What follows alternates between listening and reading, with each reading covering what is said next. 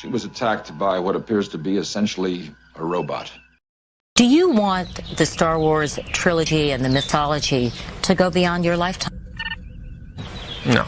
3 will be the last film, and it'll be a 6-part series, and that'll be the end of it. Incorrect. You're not mentoring someone to take over for you?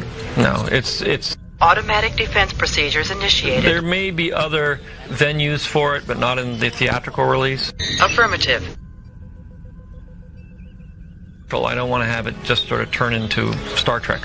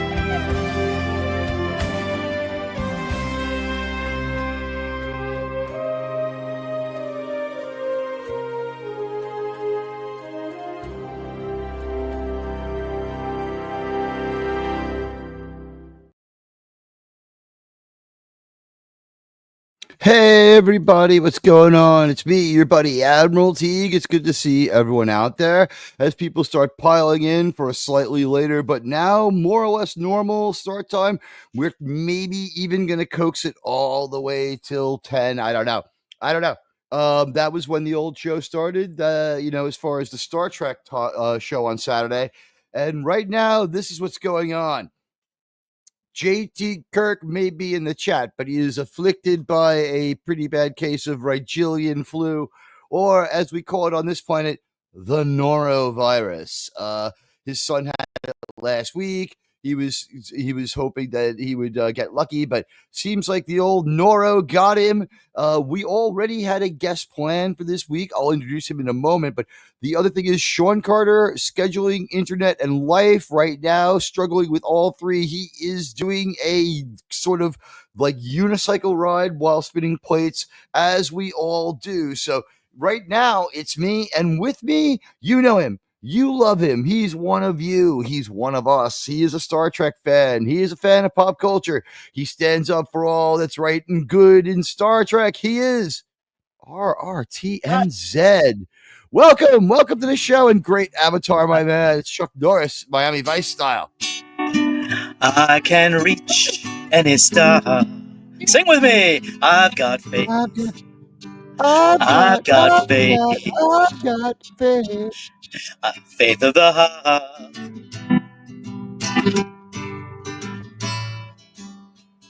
It's been a long time. That's the one. Yeah. Well, just lovely to hear Archer's theme, of course. But I can't not watch or not have Faith of the Heart somewhere in an Enterprise episode, because it gets me pumped. I watched that opening, with that rock ballad guitar and the slow drums, and it gets my blood going, especially for this episode this week, which is brilliant, I must say, and I have been looking forward to. It might be a better episode. It might be a better theme song for this episode than most. Faith of the Heart is perfect for this episode. There's a lot of heart in this episode. Very pretty girl this week. Padma Lakshmi is all right. She's gone on to do a few, I believe, is she Iron Chef? Is that her thing, right? No, it's hang on. I will ask the expert.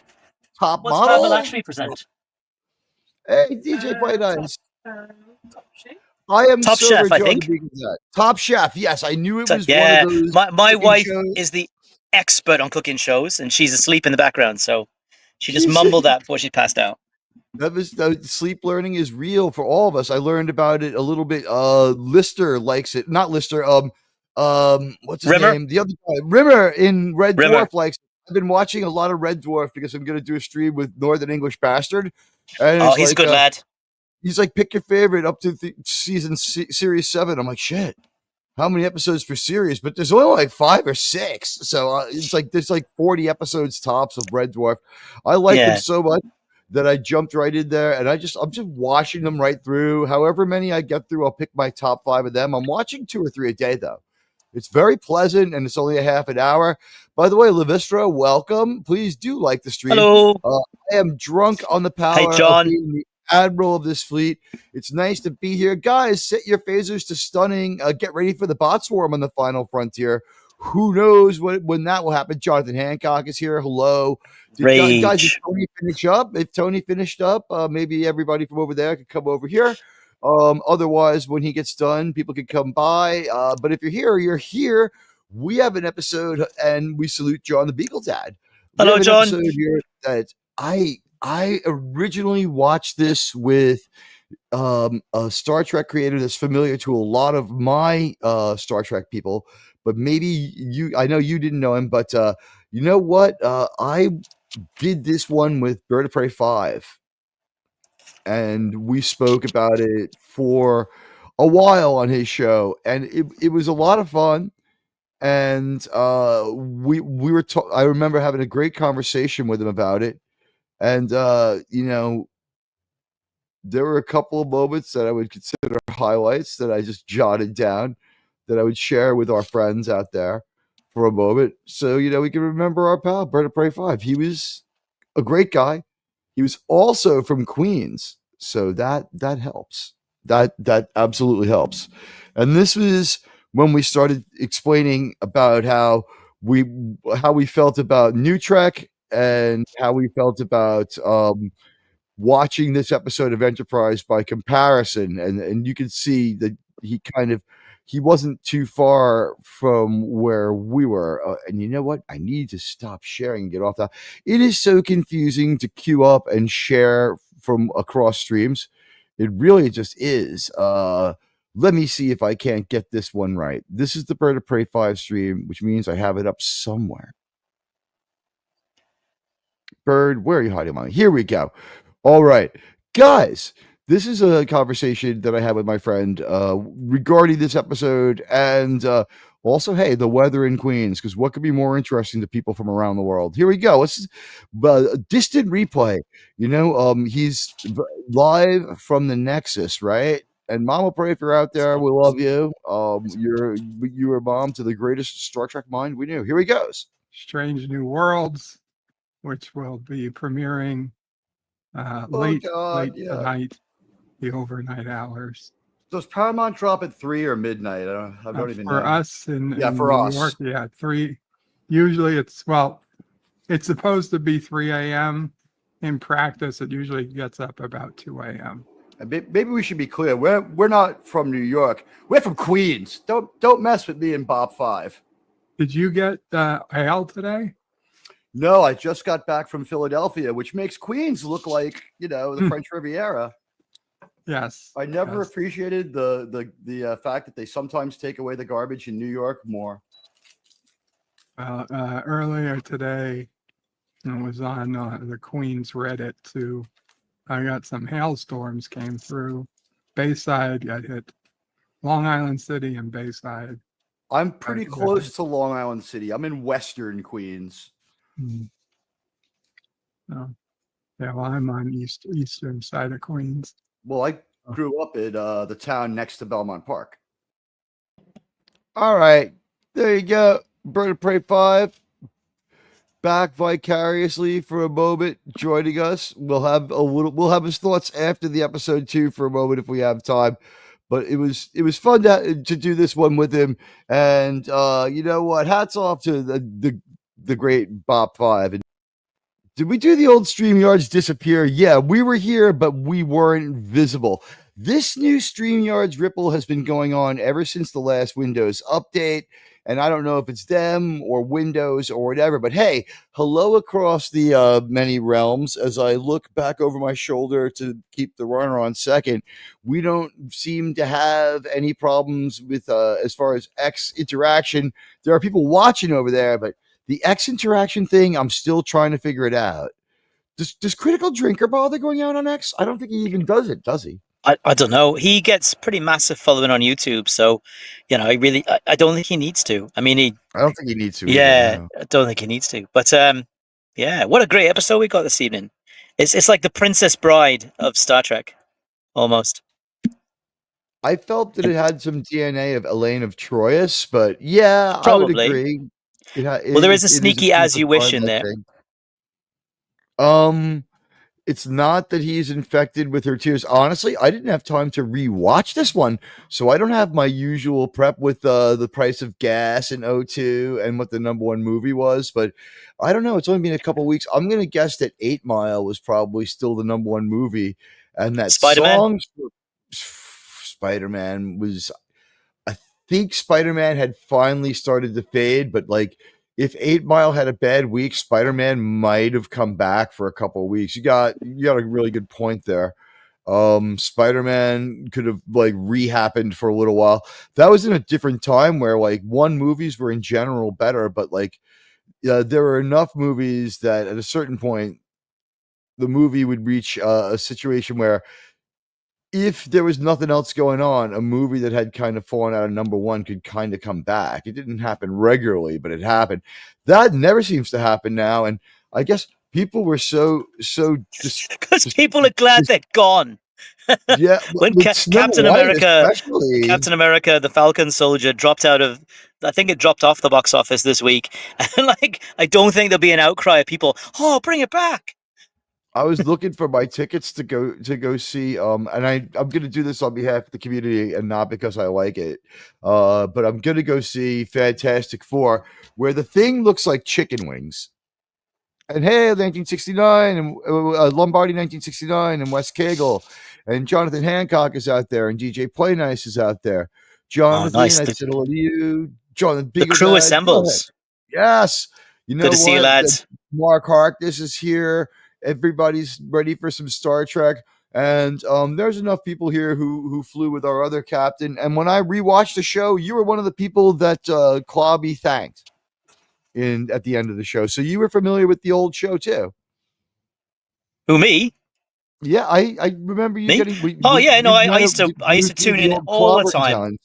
Yeah, I was a channel member of Clobby. I used to tune all the time. We're on Voyager, right? And Voyager is one of those shows where people are quite polarized about it. And I had there are some episodes of Voyager I love. I met Robert Picardo, I think in 2021, maybe, or yeah, when he was down here, and he was fantastic. Like him and Robert Duncan McNeil were. We only get sort of one convention in New Zealand. It's called Armageddon, and you have one in Wellington, near where I live, and one in Auckland, one in Christchurch. I might as well be saying Timbuktu and then Djibouti and stuff because no one knows those places are. But anyway, met Robert Picardo, and he was cool. He was quite. Actually, I have a student from Timbuktu or Kathmandu or someone like that. But anyway, 6 of 9. Hello, Alabama Hellbilly. Robert Picardo had been one of those people who was like a breath of fresh air among the newer Star Trek people. For some reason, the Enterprise crew stayed free of it, which is whatever weird thing. The crew of the show Enterprise stayed mostly free of weird controversies and crazy statements. But like the Voyager people, they were pretty low insanity too. But then Robert Picardo got a new Trek contract, and then he became insufferable and joined Tuvok, who is just. He may have stayed mixed with 2 Vics because it's like he tweets enough for 2 crazy people. Shake Djibouti. I think, though, that's because Voyager had all the controversy and acrimony and all the rest during filming. Like, it wasn't a particularly happy set. While Kate Mulgrew and Jerry Ryan were on sort of very different sides of the producer. One was underneath him. But anyway. Yeah, Kate Mulgrew was dating one of the guys, right? No, it was Jerry Ryan. Jerry Ryan was dating Brannon Braga at the time. It was so first I think we all need to take a moment and like give a round of applause to Brannon Braga. Well done, nice pull, brother. Yeah, but way to go. That, yeah. Well, when men see other men, in relationships like that, we don't get jealous, we don't get angry, we don't get mortified. We just think, well done, mate. Nice one. You know, Good work. if we had known it at the time, it would have been a lot like the last charge of the Rohirrim across the Pelennor Plain. Like he would have been like, "I have betted Jerry Ryan," and we'd all be like, "Ah!" It's like a red Yes. hour, you know, ah, and like everyone, like he would have been charging, and everyone would have been like had the spears out, and he would have been hitting it with the sword blade, and we all been like, "Yeah!" Like no one would have been like in any way annoyed at them. Like, yeah, we were like, "Way to go!" It's like, yeah. Did you take pictures? All right. Well, still, we're still proud of you. Yeah, yeah. What a legend, what a hero. And of course he gave us Enterprise as well. So I mean we can't he did the best he could. And I think the episode tonight has a lot of charm. As you say, there's a bit of Elaine of Troyes. There's like, there's some of the original series charm and a little bit of hokiness in there. I think the reason that Enterprise didn't have extra characters like 7 and 9 drop in is because the characters they had actually advanced. And had we seen a fifth season of Enterprise, I think we would have all seen a really strong character arc for people like, well, Archer more than anyone, but also people like Reed and Trip, hopefully Trip would have survived it, and T'Pol too. I mean, the bad cop, good cop scene, this one's great. If we had to lose Mr. Mayweather, well, I would have found a way. I would have found a way to get okay with it. Not that I have anything against Mr. Pride Weather. Well, wait, the thing is though, when Hoshi takes over as Empress, he's right there. She knows that. She knows that he's got his purposes. She's the first guy that he actually she offs Archer. Mayweather's the first guy she turns to, right? So yeah, Empress Hoshi is wise. Empress Hoshi is wise. Empress Hoshi is kind. She of the divine midriff. She of the divine abs too. You know what? Let's see. 7. She upgrade. You know what? She is the most convenient of looks to remember. 7 is an 11. Very convenient, ladies and gentlemen. Hey, everybody. So we have a fun episode that we're going to jump into. But let's talk a little bit about what's been going on this week. The one thing I've noticed is in the world of Star Trek, we have now the proliferation of what I would have to call off-brand Star Trek, which is in the United States, we had an election and there was a result to it. And one of the things. Wait, just a moment. Just a moment. Can I clarify what you mean? Are you saying it's Star Trek, Jim, but not as we know it? Yeah. In fact, what's funny is as a result of the election, the CBS Paramount sale got held up, right? Now, Paramount has a lot of good property and is very viable and just had a pretty good series ending. At least, it was interesting and it wasn't a failure, is the only way I could put it, with 1923 being a decent That's ending. A low bar. Interesting and not a failure. That sounds like a very low bar, Admiral. Here's the thing, like what you would have preferred was like this smashing home run of like a 2-part, like, hey, JT Kirk is in sick bay. Hey, hello, he's got the Hail Retellian JT flu. Kirk. I had a funny feeling that he might be out this week when he was describing that his son was sick. I'm sure he'd rather take this one than have to have the kids still be sick. But it sounded like the good old norovirus, which is like pretty gosh darn contagious. Yep, the Retellian stomach flu. Oh, rest up, mate. Rest up. Plenty of fluids. Yeah. I was like 50-50 on it. I'm like, I hear sometimes like it runs its course fairly quick, but like I know it's like got food poisoning like aspects. So you wake up the next day and you're just like weak as tea sometimes. Yeah. So like, who knew? Electrolytes. Who knew? I am like the dead man right here, by the way. The end of 1923, like the way I put it, like I have to say, first of all, in the world of TV streaming shows, Taylor Sheridan's better than anyone else. He has his quirks at the moment. Yeah, at the moment. He has his quirks and he's made some really notable mistakes that were a little bit annoying. But at the end of 1923, he just kind of excuse me. I'm drinking Straighterade, Jonathan, by the way. No, I've got my Gatorade right here. How did you know? But I at the end of 1923, they were able to kind of bring the characters together and end the story in a more or less satisfying way by having the 2-part movie be combined into like one movie with some minor re-editing. I felt like some parts were moved around, but only around the 1 hour mark of the 2 hour episode. Like it felt like they moved a couple of sequences around so that part two's payoff could be during the runtime of what part one's payoff would be during what would have been the runtime of part one. And they pulled a little more like calm and happy stuff to part one. You know what I mean? Like pace it a little better. So we Well, end you up gotta. with go ahead. They must have to base this shooting schedule around Harrison Ford's hips. How much can they handle? You know, that horse He's riding walking ain't his going to own be too good for him. Yeah. I couldn't believe that he was dedicated to doing that. It's kind of dangersome. But 1923, yeah, you know, it was mixed.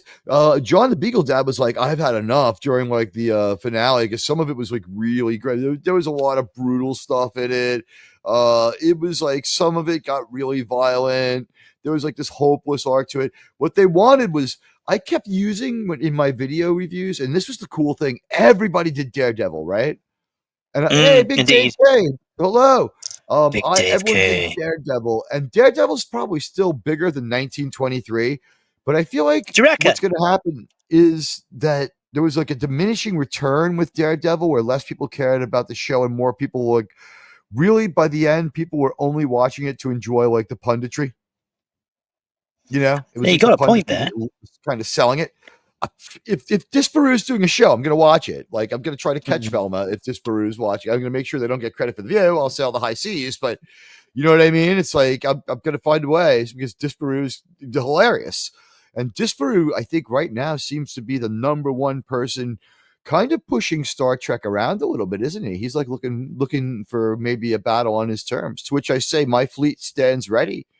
Everybody out there who hasn't subbed to Disparu on YouTube or sub to Disparu 2 on X really should, because very what do you call it, RRTNZ can validate this for me. Disparu's high quality video essayist and also he really is. funny. Yeah, Very he is. funny. He's quite witty. Yeah, I quite like him. I think probably of that sort of tier of YouTuber, probably one of my favorites. Disparu is very, very good. Yeah. But is also Little Platoon. Little Platoon's put out some video essays about Dune, and it's comparing Asimov and Herbert, and also comparing Star Wars and Dune, about the hero's journey and Herbert's inversion of that journey. And some of the background of both Asimov and Herbert, and how that it informed their choices in science fiction writing. And some of his stuff, you feel smarter after you've heard it. Like Disparu is very good, very entertaining, but you listen to Little Platoon a little bit and you feel smarter afterwards. You're like, oh shit. He agreed with me once on a stream, and I felt like my IQ went up. You feel dumb when you listen because he's so much smarter than you or I. He really, like, his command of information is absolutely incredible. And then, you know, when all is said and done, it's like, yes, you are smarter for it. Guys, I don't have time to super manipulate it now, but if you go onto my channel's page, if you go down to the bottom, there's a recommends tab. It doesn't take a lot of guts to recommend like Overlord DVD. You know what I mean? Like we all love Doomcock. It doesn't take a lot of guts to recommend. Oh, what a character! One of the great characters of the YouTube critique sphere, really. I mean, if She-Hulk are willing to take swipes at him, then really he's doing something right. You know? Couldn't believe that.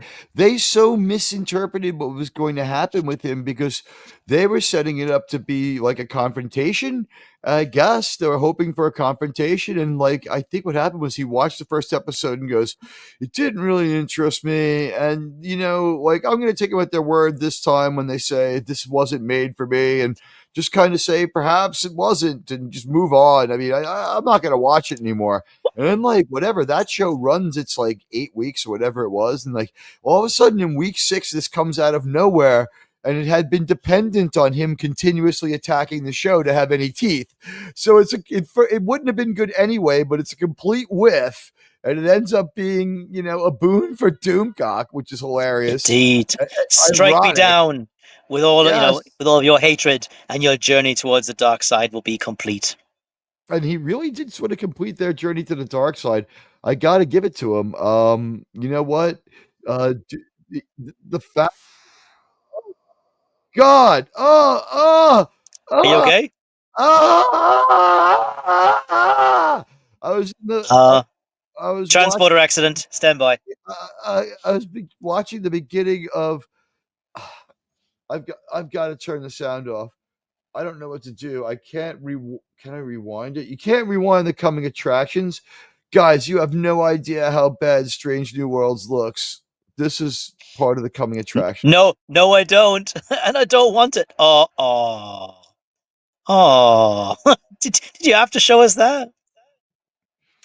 That might be the nicest human being associated with the show. That's really super mean character, but very nice person, as far as I can tell. And why they have a reel-to-reel tape on the wall as part of their prop set is beyond me. Boy, this is poverty track, huh? I dropped out of Strange New Worlds when they defamed Kirk. What's interesting, so I spent a lot of my youth in Toronto, and I actually worked at some places where they filmed Strange New Worlds and Discovery, at least season 1 and 2. So there's a bit of nostalgia there, but I'll tell you, once they brought on, the good call, JT, well said. But once they brought on that guy as Kirk, and he had no physical presence or any presence, physical, emotional or otherwise, I can't watch this. I cannot see them defame. Undermined. Oh God, I can't see them defame And Kirk. by the way, John, I had predicted this when they did it. I think also, but it's not a surprise to me that we see the two lowest paid cast members front and center in this coming attraction. This coming attraction is an absolute freaking disgrace. Hey, Mr. House Party 6 has gifted the channel 5 Admiralty membership. Thanks, Mr. House Party. You're brilliant. Let's see The only reason to watch Strange New Worlds is to marvel at Anson's hair, but also Rebecca Romaine. Gosh, she's still looks good, but about the same age as me. But wow, she has it still. Rebecca Romaine. What I have a problem with about that show is I've sensed the DNA of the show, and let me just say congratulations to let's see who we got here. Cam, congratulations, Cam's Cash Courses. Lisa, hello, Lisa. Hi, Lisa. Gifted a membership. Joe's Atmosphere, welcome back to the club. Was gifted a membership by Mr. House Party 6. Also, we had Sentai Ranger Donnie, Go Power Rangers. Hey, Donnie! Was gifted one. Hello, Donnie. And thank you. And Josh Street got a membership. And the Dead Man says, remember how they told us that TOS sets were outdated? Oh my God. Yeah, look at this. I will say, guys, we have to have, and thank you, Mr. House Party 6, for bringing so many people. Yeah, well done, Mr. House Party 6. Yeah, great job. And guys, thank you. 14 likes out there right now. Can we see if we can get this fired up? Maybe get this to 30 tonight. There's some people who tease those numbers. Maybe help me out. Yeah, help me get this up there. And is it be my YouTube Viagra? And hey, look at this. Stark of Iron and their viewers just joined. Hello to all of you.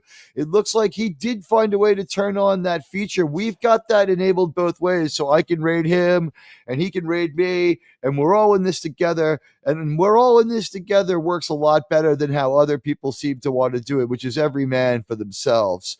But you know what? I would just ask you, we had what happened, and it fell to me to end up being the host of the Star Trek show. It's different. Do you think we have sufficiently swapped out the Star Trek show? Right? This is not the Star Trek show that people used to get. No, but I mean, I really enjoy it. I mean, I'm here because I enjoy your commentary as a raconteur, a teller of stories, and your sharing of passion for Star Trek and all the rest, and your insane rants. Like, you don't get, no disrespect, because the drinker, as far as I'm concerned, is the #1 YouTuber in the world, probably always will be. But you don't get this on Open Bar. I mean, in fact, you should invite the drinker on sometime. I bet he would show up one day. He's been on very critical drinker onto this show. Yeah, he's been on some very small streams. I mean, he used to help out Mr. Brown from time to time. This is a nice, fun stream. Look, I have now put myself at serious risk of meeting another one of my heroes. I got to meet. You won't be disappointed. Stream with him. Sure, I got to stream with Doomcock. That was great. Yeah. I'm going to get to stream with some more people soon, and we'll see. It's great. That's the cool thing about YouTube. The bad thing about YouTube is some people can be a little bit freaking insane. But on my very first show of monetization, when I made it to monetization, I played the Critical Drinkers Advice for YouTubers video, and he never said Didn't you a get word a about copyright it as claim far for as that? I got copyright claim because he got Claim. copyright claims. He didn't. Yeah. The music became copyrighted much later, like 3 years later. That came through. He didn't set that out there to do anything, and I think he took it down. It's It quite might not be credible. up anymore. The thing is, Retrospective copyright. really. Yeah, it's too bad. It's too bad because his video was really good advice.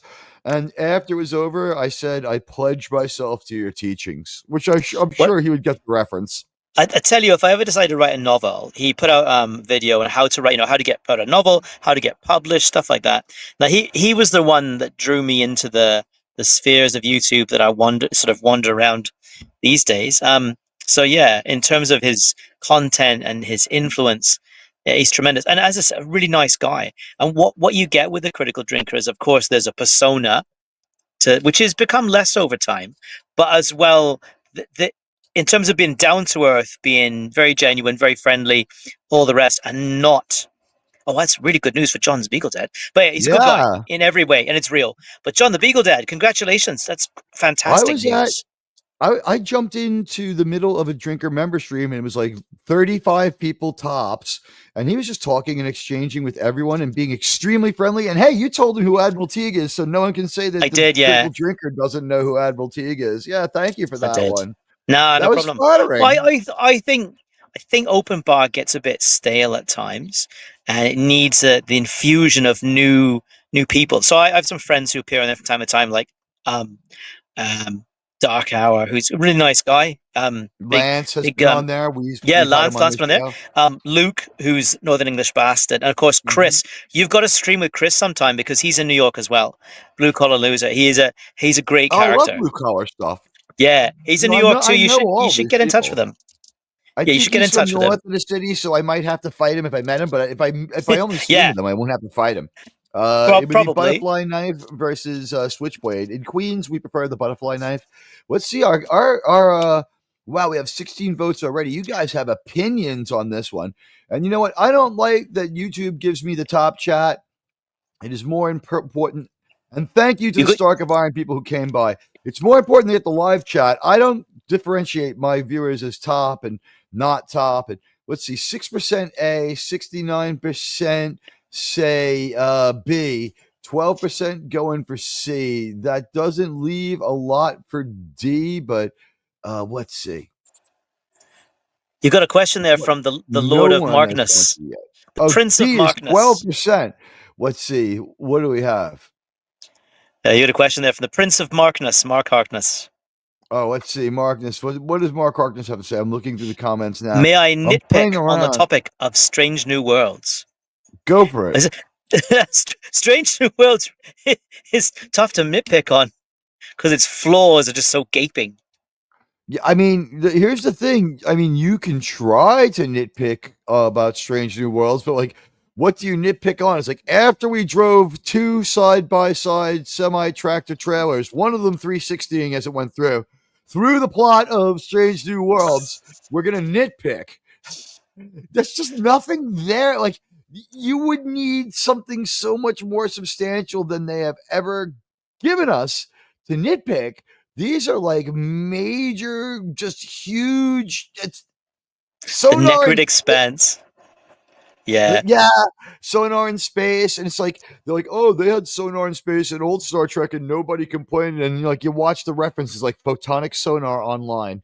It's just like one line in Star Trek, the motion picture, if I'm correct. And it's like, they didn't say sonar. They said photonic sonar, which now makes sense. Yeah, of course it does, because photons travel through space. But anyway, yeah.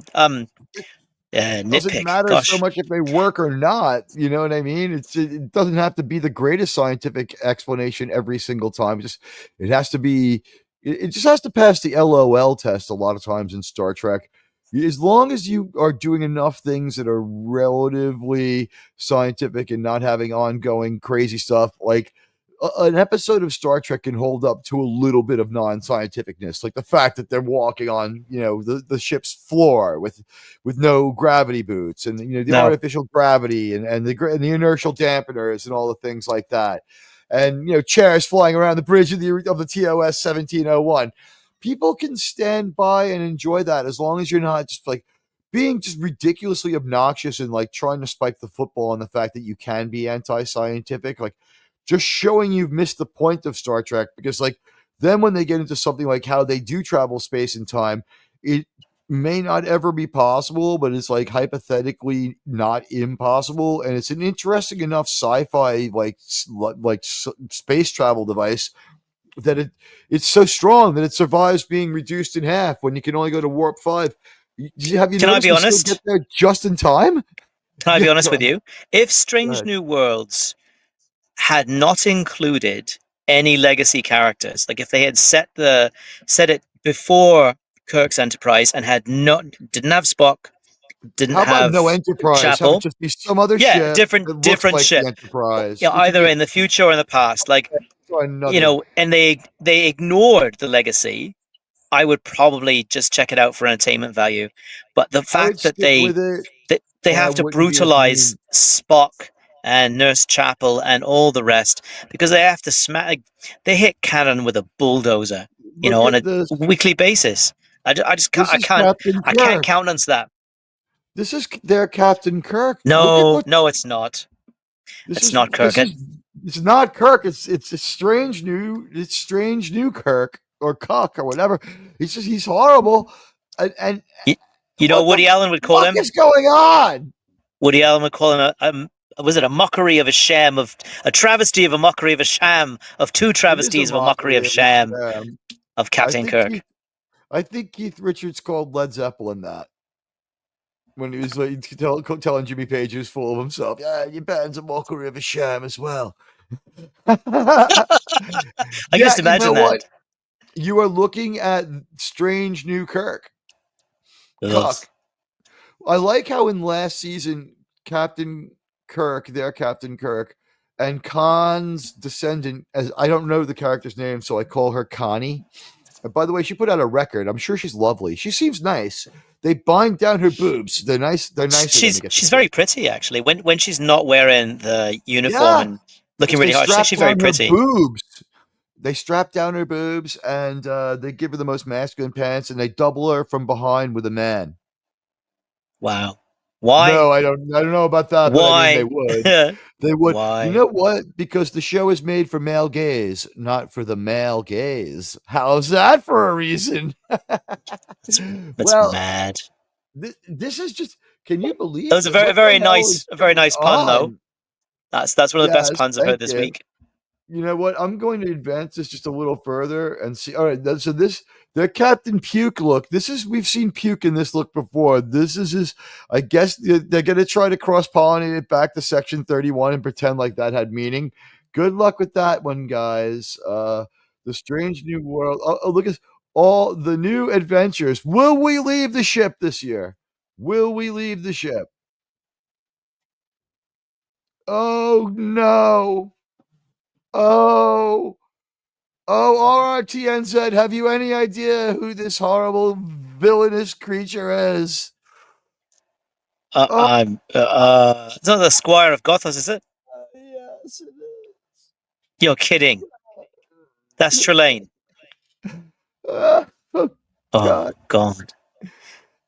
Shouldn't you start the watch party rather than torture the viewers with all these images? Well, you know what, RRTNZ, soon we're going to have a show coming on called Star Trek CSI, CSI Star Trek. It's a crime scene investigation Star Trek. We're not going to put their name in the front of our hashtag, and we're going to call it what it is. NCIS Mars Base. No, like what it is because Star Trek is dead, it can't be really reviewed. Like, what's the point? I Like, see. It's a foregone conclusion that it's terrible. It's like, what killed this episode?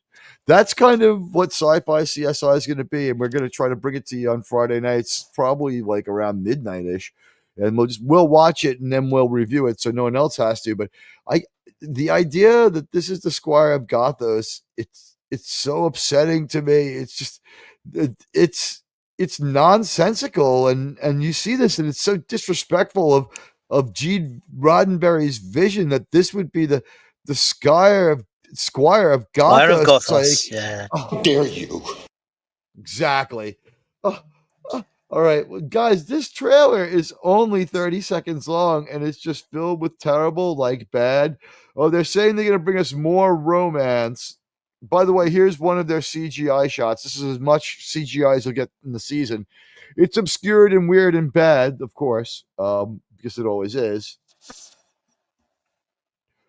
Oh God, it's Spock is in bed with Christine, and we missed it, thank God. But like, they show us a creature from the animated series, and because he has to be in everything, look who it is. The wrong Patton. Oh my God, is that Patton Oswalt? The Carthaginians, Goodness gracious. were attacked by 3 Roman legions. What the? Ah! That's like having Jack Black in Star Wars. What the hell is going on here? Why are they on Earth dressed as humans? Or dressed as 1960s humans? They have the leftover set from something else? It just gets dumber and dumber. No, they didn't get rid of her. Oh no, they didn't get rid of her. Oh no.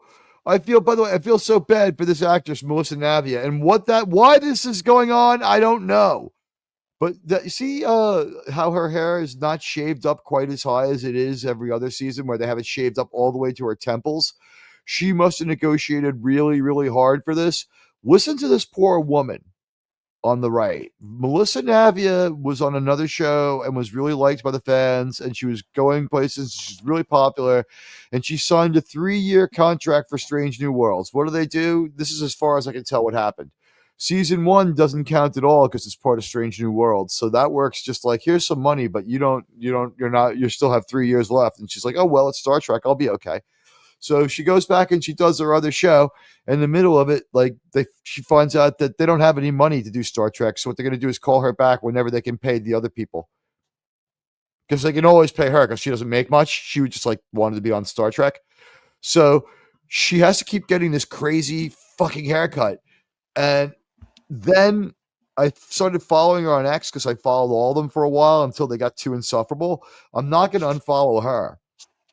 She posted a video where she was crying about how she had to leave the other show. They killed the character off because they couldn't plan around the Star Trek production stuff. And Strange New Worlds production is so chaotic and leans so heavily on low-paid Ortegas here is the name of her character, that Low-paid Ortegas? Is that actually her character's name? That should be her name. Low-paid Ortegas. She doesn't command a really big salary, and the people who make money, like Anson Mount, they do have him in most episodes, but as you saw, we're seeing Kirk a lot in this because he makes nothing too. So we're leaning into the lowest paid characters. We threw more money at there's what's her name again from Taxi? It's Simca, Carol Kane, and this poor woman, Ortegas, she must have negotiated really, really hard to get the haircut only this bad, because the thing is, on Strange New Worlds, they made her shave it all the way up to the top of her head, and she had a high and tight, like the chick from Aliens. And what she said was it destroyed her ability to get other work. She couldn't even have a pixie cut. She wanted to be able to work elsewhere, and that she was crying as she was holding up her costume from her old show, where she was going to go out there and get killed as that character, and then had to go do Strange New Worlds where they're going to shave her head the next day, and she made mention of it. And then the next video that she uploaded, because I just went to the media part of her X, this one was terrible. I had to read some background. So she's not a lesbian. She's straight. and she doesn't The, do Hollywood. the character or the actress? The actress. The character's definitely lesbian. The actress is straight. She's normal. She doesn't really like to do the Hollywood thing. How's that sound for crazy? She's Well, like kind of has like a. She likes to live in Ireland because given that's that for her. no, but I don't think, does anyone watch Strange New Worlds? It must have really low viewing numbers, so she's not gonna have to worry about that too much. Yeah. Unfortunately, it's more of a problem for her than she needed it to be. I think she's out of her contract now. And your comments next when we roll this episode. It's taken a really long time, but we're 22 seconds through the 30-second commercial. It is really fucking horrible. Why is this going on? But Melissa Navia in tears saying goodbye to the fans of the other show, while without saying it, she had to sound like she was happy about it. She's like, I'm just so glad I get to see my Star Trek crewmates. It's just too bad that it cost me this opportunity. So it was like she was saying it without saying it. So goodbye, good job on the popular show that paid more. That was gone. And then she, on Strange New Worlds, like the next time I saw her, she was crying that her boyfriend had died. Her boyfriend had passed away from a chronic illness, and I wish Melissa Navia nothing but the best because she seemed so nice. And like, she didn't have the greatest fashion sense or nothing, but like with her normal pixie cut, she was a lot prettier than she looks on this show where they make her ugly on purpose, and it's very, very mean to her and to her career. And she was crying while she said it yet again. So in both Star Trek media pieces I found, she was crying. Guys, follow her on X and see it. She was saying, how hard it was for her to lose her boyfriend, but gosh darn it, Strange New Worlds can't wait. And she's going to Canada from Ireland just days later. Fucking monsters. I don't know what to say. It's like that. Have you watched? Bad for you. You're watching Red Dwarf. Have you seen Blackadder? Have you been exposed to Blackadder? I've been exposed to enough Blackadder right now. All right. Well, in season 4 of Blackadder, which is about the First World War, there's a character who's a woman in man's clothes, and she says, "Oh, I've always wanted to see how war is fought so badly." And he says, "Well, you've come to the right place. You want to see a war fought badly? There hasn't been a war fought this badly until Ugg the Viking ordered a bunch of helmets with the horns on the inside." So that there's a show, a show made that badly.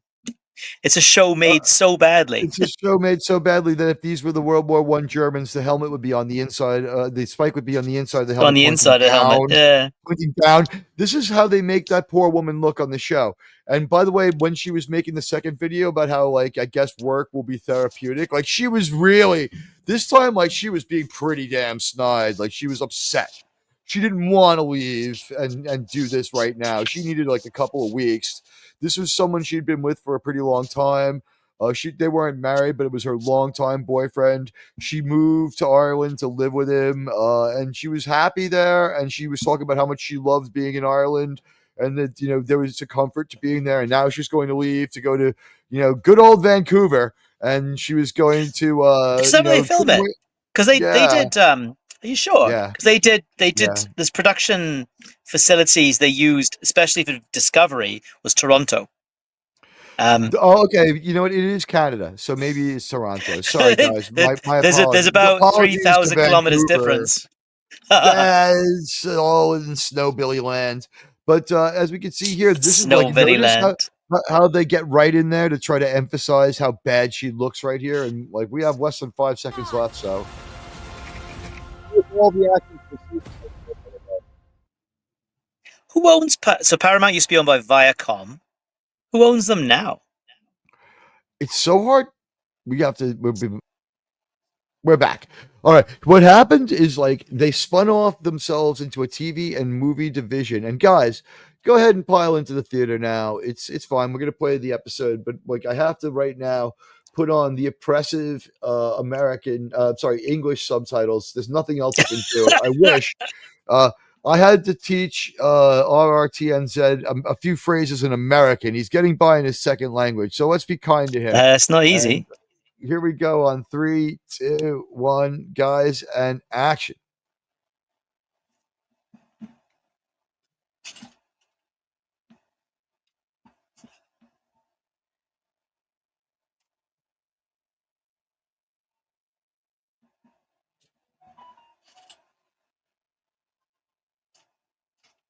All right, you know what? Go Trip.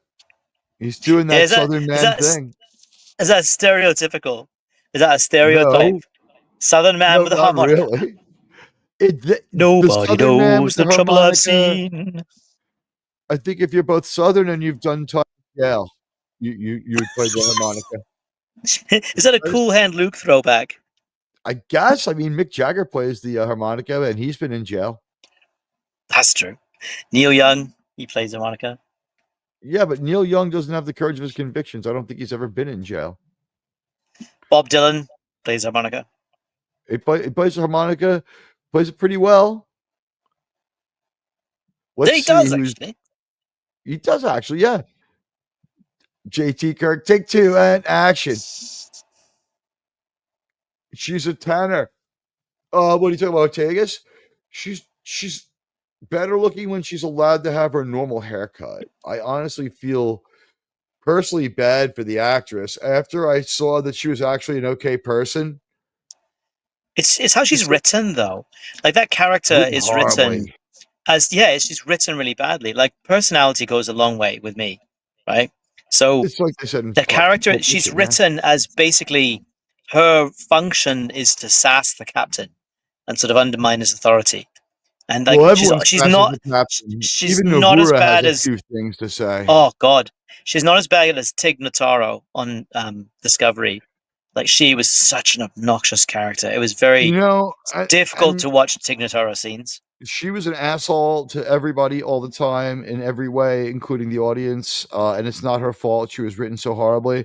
And that's one of the things I hate the most about this Star Trek show, about the new Star Trek, is that they meet shields behind someone that you like. Tig Notaro is a cancer survivor. So it's like, if you go after this character, like, you bastard. It's like, you know what? I don't give a fuck that that woman survived cancer. I'm happy for her. Fuck cancer. But that character was an asshole. She was an asshole to me. She was an asshole to you. She was an asshole to all of us. Yeah, I mean, Uhura. Oh, your like visor was on the charger. Yeah. All right, She's now we're on. actually not that bad Shall we looking. leave Strange New Worlds behind for a moment and just enjoy that? Well, there's Faith of the Heart, of course, which everyone hopefully are all enjoying. I certainly am. But I've got it on the background. We have some And then we've got- aliens here where one of them We is do. not Admiral Forrest for a change. Apparently, he says later in the episode he's 1.8 meters, that's 6 foot, and 72 kilograms. What's he made of? Because 72 kilograms is about 150 something pounds. So, what's he made of? Is he made of straw or Not something? what the water Like on his planet is like H1O. God, like It's not a seriously, like good weight. his bones must be made of the stuff they make Q-tips out of. God, if a wind comes up, he'll blow away. You know what? Let's call. We got to call. What do you call it? The people who reviewed Rings of Power and be like, we know why Galadriel floated. Why? She's from this race from Star Trek. They just they weigh like 150 pounds, even when they're like 7 feet tall, like she's supposed to be. I guess we're supposed to assume she's 7 feet tall, right? I'm conflicted about Galadriel because the actress who plays Galadriel is Welsh. So yeah, she's and there's nothing wrong with everyone says her Murford name Clark. wrong. No one pronounces her name correctly. Murford Clark. Morvith. Morvith Clark. Morvith. Now I'm one of like 3 YouTubers who will pronounce it correctly. I tried to I'm get sure Robert gets it right. Meyer Burnett to say it right. Morvith, and I put a He'll a say super it chat right when he's into on our show. put a super chat into the drinker to try and get Mauler to make drinker say it correctly. Because in Welsh, F is V. I mean, you could say Morvydd, but Morvith would be sort of like Morvith. Yeah. That's So it's not kind Morfid. of alluring. Two That two sounds D's, alluring. double D's, 2 D's Yeah. make a TH If sound in only Welsh. she had double D's. Yeah, no, the two D's make a TH sound. So Morvith. Morvith. Yeah, she speaks Welsh too, Wow. so that's a good thing. Well, that's what they're pretending is the Elvish. Well, yes and no. But anyway, back to I'm on the bit where Trip has made an interesting discovery. Is there a watch language? He's made an interesting discovery. Help me here, John the Beagle Dad. I'm confused. Hold the phone. A Welsh language. Yeah, of course. People A are Welsh not language. reacting well to Morvith Morvith Clark. Clark. She enjoys riding that horse. Oh God, she loved riding that horse. I'm watching it in the. Let me look. What is it on in the Cosme Theater? Let me see. Yeah, we have visual. We have good visual. I'm watching it in the theater.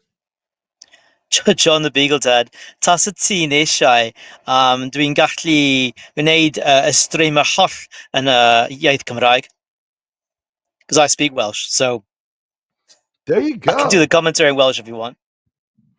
We've got commentary in English and Welsh. I have to go change the languages in YouTube so that we can get that across to everybody. But look at young fluffy Archer here. He's so, such a Boy Scout. He's so happy to have the aliens on board and help them out and be such a great space neighbor. Oh, he's lovely. Look at his smile. Oh, I'm so happy you're on board. I want to see a new planet.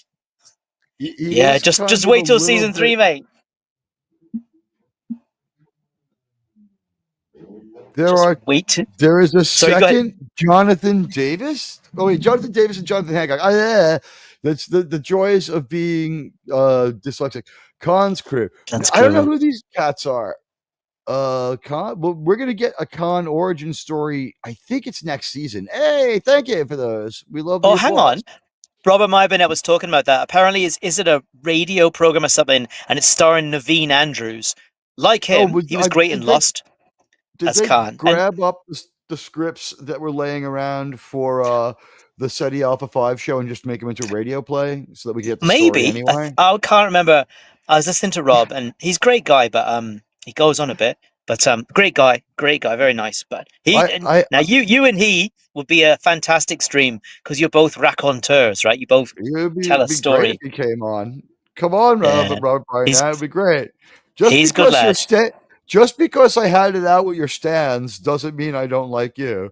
And just because we disagreed about Picard 3 doesn't mean we can't be friends, because you have a lot of other friends who didn't like it either. And you get along with them just fine. You and Mueller have no problems. We had about the same point of view on that one. So if you get over that one, Robert Barbinette and I, like we talked about it on X a little bit, and I was just like, I felt like he was being unreasonable, and I really deeply disagreed with his logic for why he thought that the Picard robot was fine. And so rather than go after him and argue it, and we have the female Khan here. We got freeze-dried super hot chick. If I'm correct, this is Padma Lakshmi. It is Padma Lakshmi. Yeah, but was she not married to, see, I'm saying it like Drinker. Was she not married to Salman Rushdie of the Satanic Verses? Yeah, she was. I don't know if it was during this period, but there was a period in which she was married to Salman Rushdie. Go Salman Rushdie. I'll write a book that will get me in that much trouble if I can date her. I mean, who we were cheering? Is losing my religion about her? Yeah, we were cheering for Brandon Braga earlier. Now we got to cheer for Salman Rushdie. You got it. Have you? I tried to read Midnight's Children in university, and it was a bit of a slog. But is he? I think Big Dave K saying he tried to read Satanic Verses. Yeah, I heard it wasn't a good book. Well, he's a very stylized approach to prose, and it's quite dense, and I don't know, it's very self-referential, and it didn't work for me. But I mean, I don't dispute his genius as an author, right? I think it was or his genius in choice of wives. Gosh. Yeah, no, God. What's the new Mrs. Lakshmi look like? Yes, indeed. Padma Lakshmi. Yeah, so always the most delicious thing on Top Chef. Absolutely. Good one. Yeah. But this episode has a lot of charm for me, I know you were saying earlier. I would agree with you about the she's not Salman Rushdie. Yeah, but she's not her character initially is very abrasive, but she really mellows out as the episode goes on from necessity. And she and Connor Trinier had quite good chemistry, I thought. I didn't think they were a mismatched couple. I thought they gelled together quite nicely. That's just my take. They start to work by the middle of the episode. No, I didn't say this episode didn't work. I do think that he has to straighten out that pretty girl's attitude problem, and that's a Star Trek thing we've seen a few times. And I like it in this one. She needs a reality check, right? And the thing is, to me, I took that a lot of her abrasiveness was a defense mechanism to deal with the fact that she's been abducted and stuck in this pod, and also has a duty that she so doesn't she's a particularly. frozen princess. She needs to let it Yeah. go. Get it? Yeah. Yes. These guys are a little bit low. I'm glad they didn't try to make them any more elaborate or overdo it, because it's like, all right, we've seen aliens of this type before. I guess like humans, they have several types scattered around the galaxy, sort of independently sprung up. It doesn't matter to me. It's the nostril aliens again, exactly.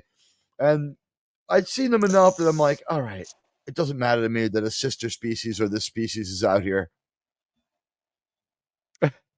My wife was so unreasonable about my girlfriend. She just would not. Huh. Oh my gosh. Beaming up to the bridge now. I need to put. I gotta put the sound effect, right? Or I'm not a really good Star Trek. Well, I'm already not a really good Star Trek reviewer, but I am a good Star Trek host. So, like a good host. Oh, would you're do, a great let me Star Trek reviewer. beam. Don't be hard on yourself. Thank you. Here comes second in command, Sean Carter. Welcome. Hello, Wi-Fi Sean. issue straightened out. Yeah, we had a possible warp core breach, but the engineer stopped it in time. Oh, nice. In other words, did your wife girl boss the problem to a solution, or did you have to fix it with her help and instruction? No, everything's cool. Did your vent drive plasma? Yes. The channel lore here of RRTNZ is anything that needs to be solved. If we had to do it ourselves, like we'll defer to the fact that we either asked our wives or called like the nearest woman and asked her to explain it to us. In my case, I just go out in the street and find a passing woman and be like, "Excuse me, but I can't figure out how to make my shower work," and she'll instruct me on how to rebuild it or do it for me. That's just part of our channel lore. Welcome to the show. Welcome. Yeah, sorry I'm late, guy. I hope how's everyone doing? Nice to see you, RRTNZ. Yeah, good to see you, Sean. Yeah, Sean, we barely survived in your absence. Did you see Sean? The fucking the video that we saw for Strange New Worlds. Which coming one? Attractions for Strange New Worlds. I have some of it saved from our earlier part of my own show, and I can show it to you. They're going for, I guess, their own kind of Captain Proton. Oh, God. Real quick, have we started the episode, or are we still in pregame? Yeah, we actually did start the episode a couple of minutes. Well, great avatar, by the way. Minutes in. Oh, thank you. That is a masterful. Look at that. Now that is a Kirk we can respect. Baseball Kirk. Right. Yes, and it's my What position would Kirk play in a baseball team? I think he would be like Pete Rose, a player manager, like first base. What do you don't think he'd be designated hitter or shortstop or something really versatile, important? Would that be Spock? Feel like he would be a starting pitcher, don't you think? William Shatner, all that energy, Sean. Or would he be maybe he's a the catcher, so calling the plays? He would want to have a say in every part of the game. Look at this, Sean. Look at Ortega's here and her. Oh my God, Buck Rogers outfit here. That's an improvement on the other hairstyle. At least her hair fin is floating.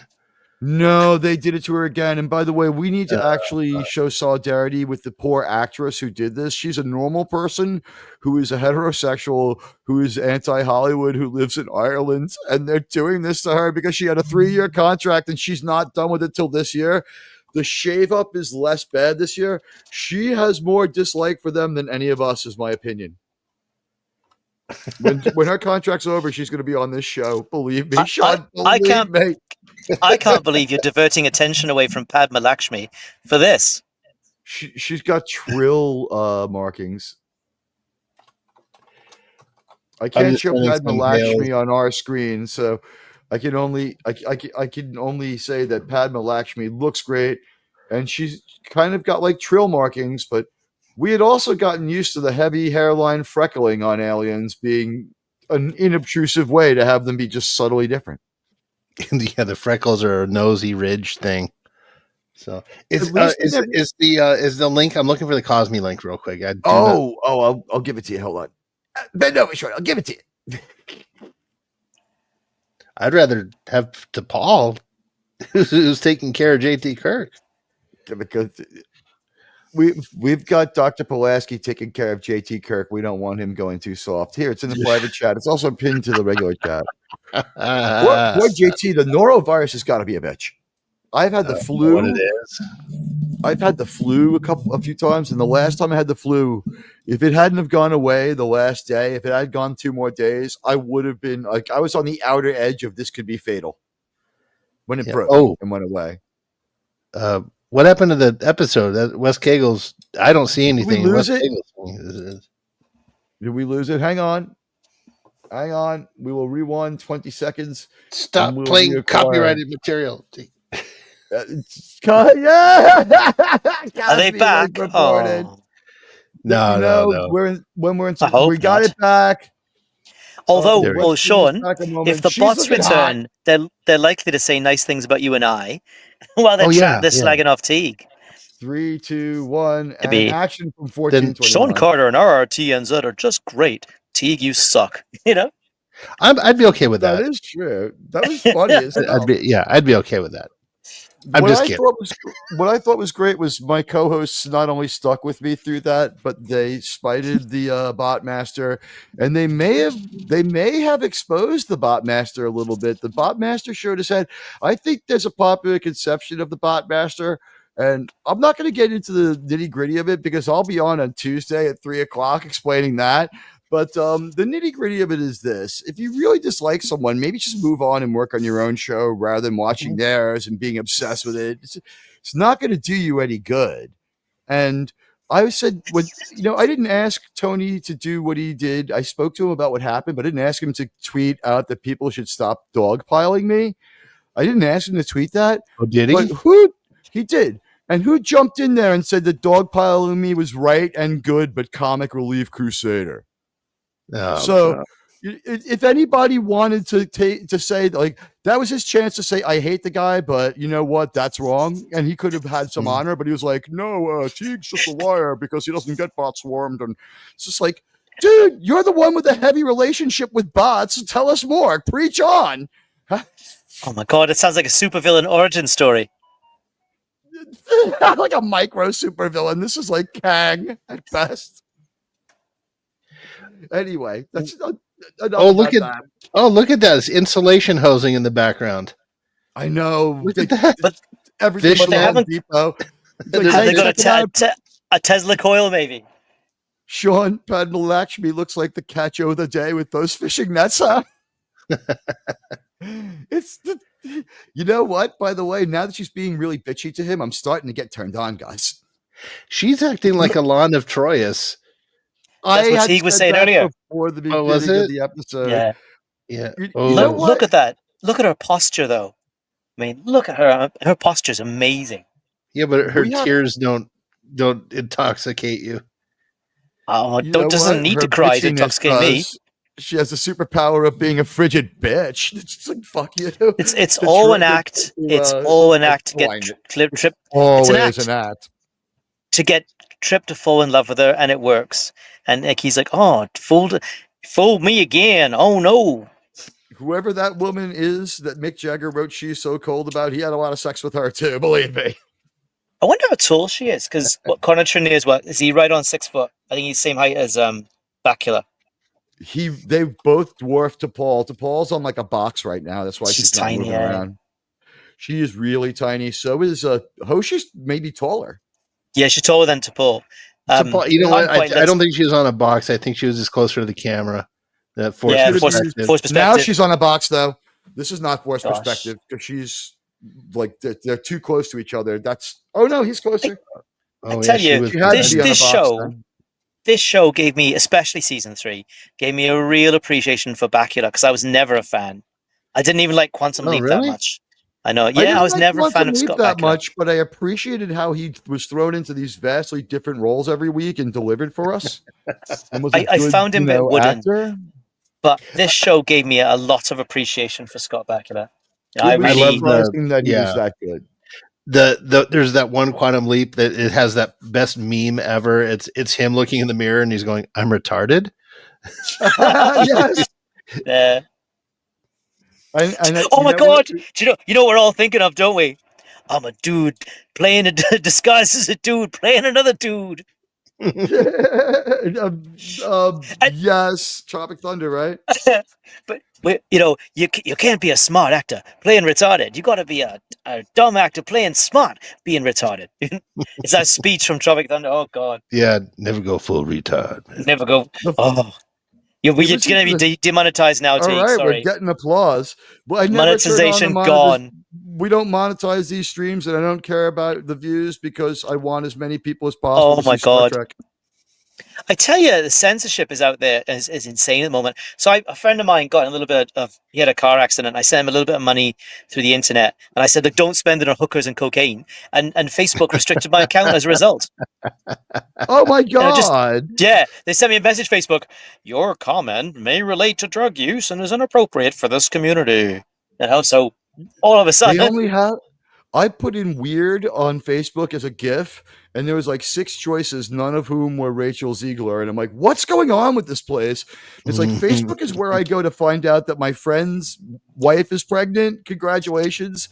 You're going to be a father at our age. I still love you, buddy. But yeah, Sean, it's been done before. He knows. Oh, remember Tony Randall became a dad at 80 something.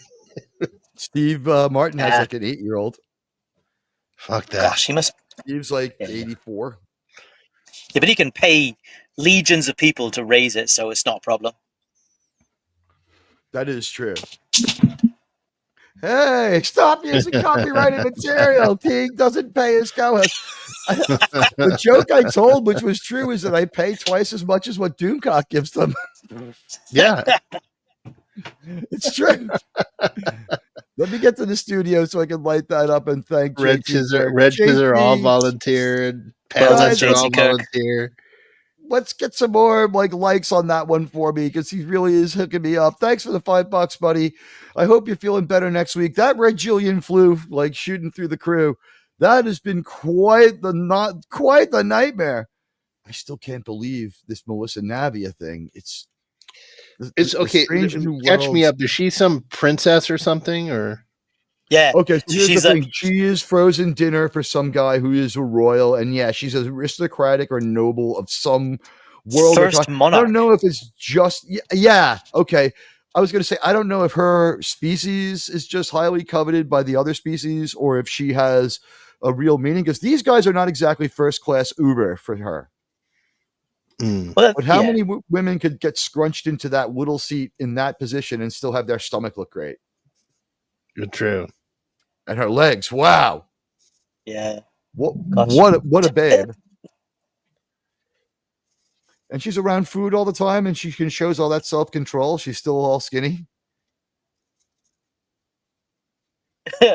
I think you're about to.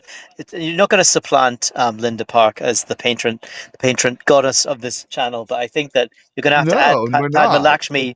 You're going to have to add Padma Lakshmi somewhere on the list because Padma Lakshmi is top tier girl of the week. And honestly, if they weren't idiotic, I would have had her rather than, is her name Stephanie Krizik or something like that?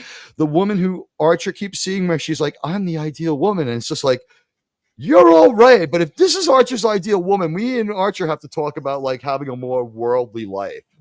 Hey, don't you? I have to ask. Don't you feel a bit sorry for Picard at the end of The Perfect Mate? Oh yeah. Oh, when he has to break up with his when Famke Janssen walks away. Yeah. I think that woman was the sexiest woman. Maybe a tie between her and a guy who was the hologram. Minuet. Yeah, her and Minuet were the two sexiest women to grace TNG. Famke Janssen would be that pretty much anything Sean. At that time. You've got to sign off on this one. Well, Famke Janssen from she's a Bond chick, and she was in and X-Men Fantastic Four X-Men movies. X-Men movies. X-Men. Yeah.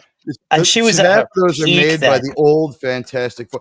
You know what's weird? We get to say this now, Sean. It was made by the people who made the better Fantastic Four movies, the ones that are kind of good. I like them.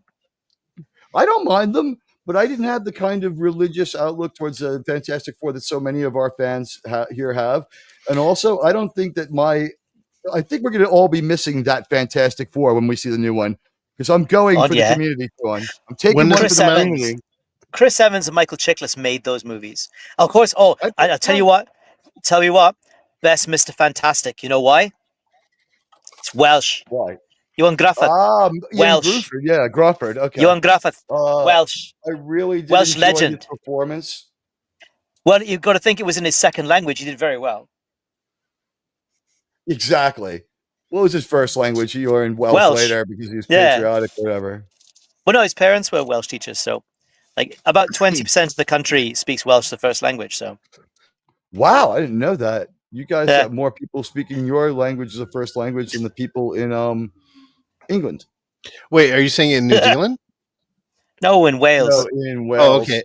I just live in New Zealand. I'm Welsh. But I live in New Zealand. I've lived here about 30 years now. So gotcha. I can't do what Carla. I'm trying to write Carla now.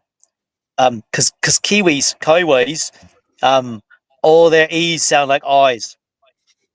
Carla, God bless her, she's lovely. But she lives in Auckland. I live at the other end. Yeah, she's lovely. I live at the other end of the North Island, so she lives in Auckland, the biggest. Yeah, I live like about 800 kilometers from Carla. I live a long way away. What we really need is we need a friend who can go to a police station. I think you need to be on the Southern Island to have this horrible person arrested for harassment, because I think that'll be hilarious, and we have more than enough evidence now. It's bizarre. Kiwi is usually really nice. It's a great place to live. I've lived in 30 years. He's a transplant. He's another person who thinks he's British. It's like that accent makes everyone sound smart, so he fools you for a minute till you start listening to him. Hey, we got Hoshi knife fighting in the theater. I don't know. if you think the British accent makes people sound clever, you need to watch more Guy Ritchie films. I don't think it sounds clever. I'm just going by what George Lucas has taught us all. Really? Oh, I think it makes George Lucas films make people sound evil. Does anybody but me want to see Revenge of the Sith in theaters? April 25th, it drops again. Oh, really? I love that movie. I remember I saw it in the theater. Same. I loved it. I loved seeing it. I saw it 6 or 7 times in the theater. Then I bought the illegal video. I bought the illegal videotape on the street. I bought the original videotape on the street. Right, somebody filmed it from the back of the theater. It was a high quality video. I watched the DVD of the movie after the first time I saw it. I watched it 5 or 6 times. So when I went back to see it again, I'd seen the movie like say 6 times. And then I went and saw it in theaters like 5 or 6 more times. That was like the best sound of any movie ever. And I love the Darth Plagueis sequence.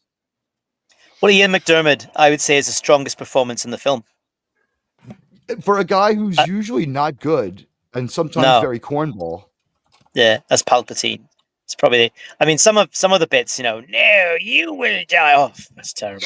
But I like with George Lucas. He's always like faster, more intensity. I imagine that when he's like slower. And I'll say this to John Boyega if he's listening. If John Boyega is listening, there is no Star Wars fan on the planet who has ever lived who, if Disney announced a young Mace Windu series, would not watch it because of his ethnic background. If a young Mace Windu series was made, every Star Wars fan on the planet would be like, all right. Yeah, Boyega can suck it. Oh, what an ungrateful twat. There's a word you'll learn from Red Dwarf. Yeah. After and in a smeghead. You know what? I will say this. John Boyega had like love and respect from Star Wars fans for a while there because he was telling it like it is as the prequels were coming out. And then he like told it how it was about Disney Plus. And then all of a sudden it looks like he's like, just like with Robert Picardo going from being pretty based and pretty cool to being a douchebag, as it looks like more and more like they're going to give him a Disney Plus contract. John Boyega is like starting to turn snippy and mean. How about this? We trade Ncuti Gatwa to Disney and we put they are both Disney now. We make Shooty Gatwa Finn. Make and John Boyega. Make John Boyega Doctor Who.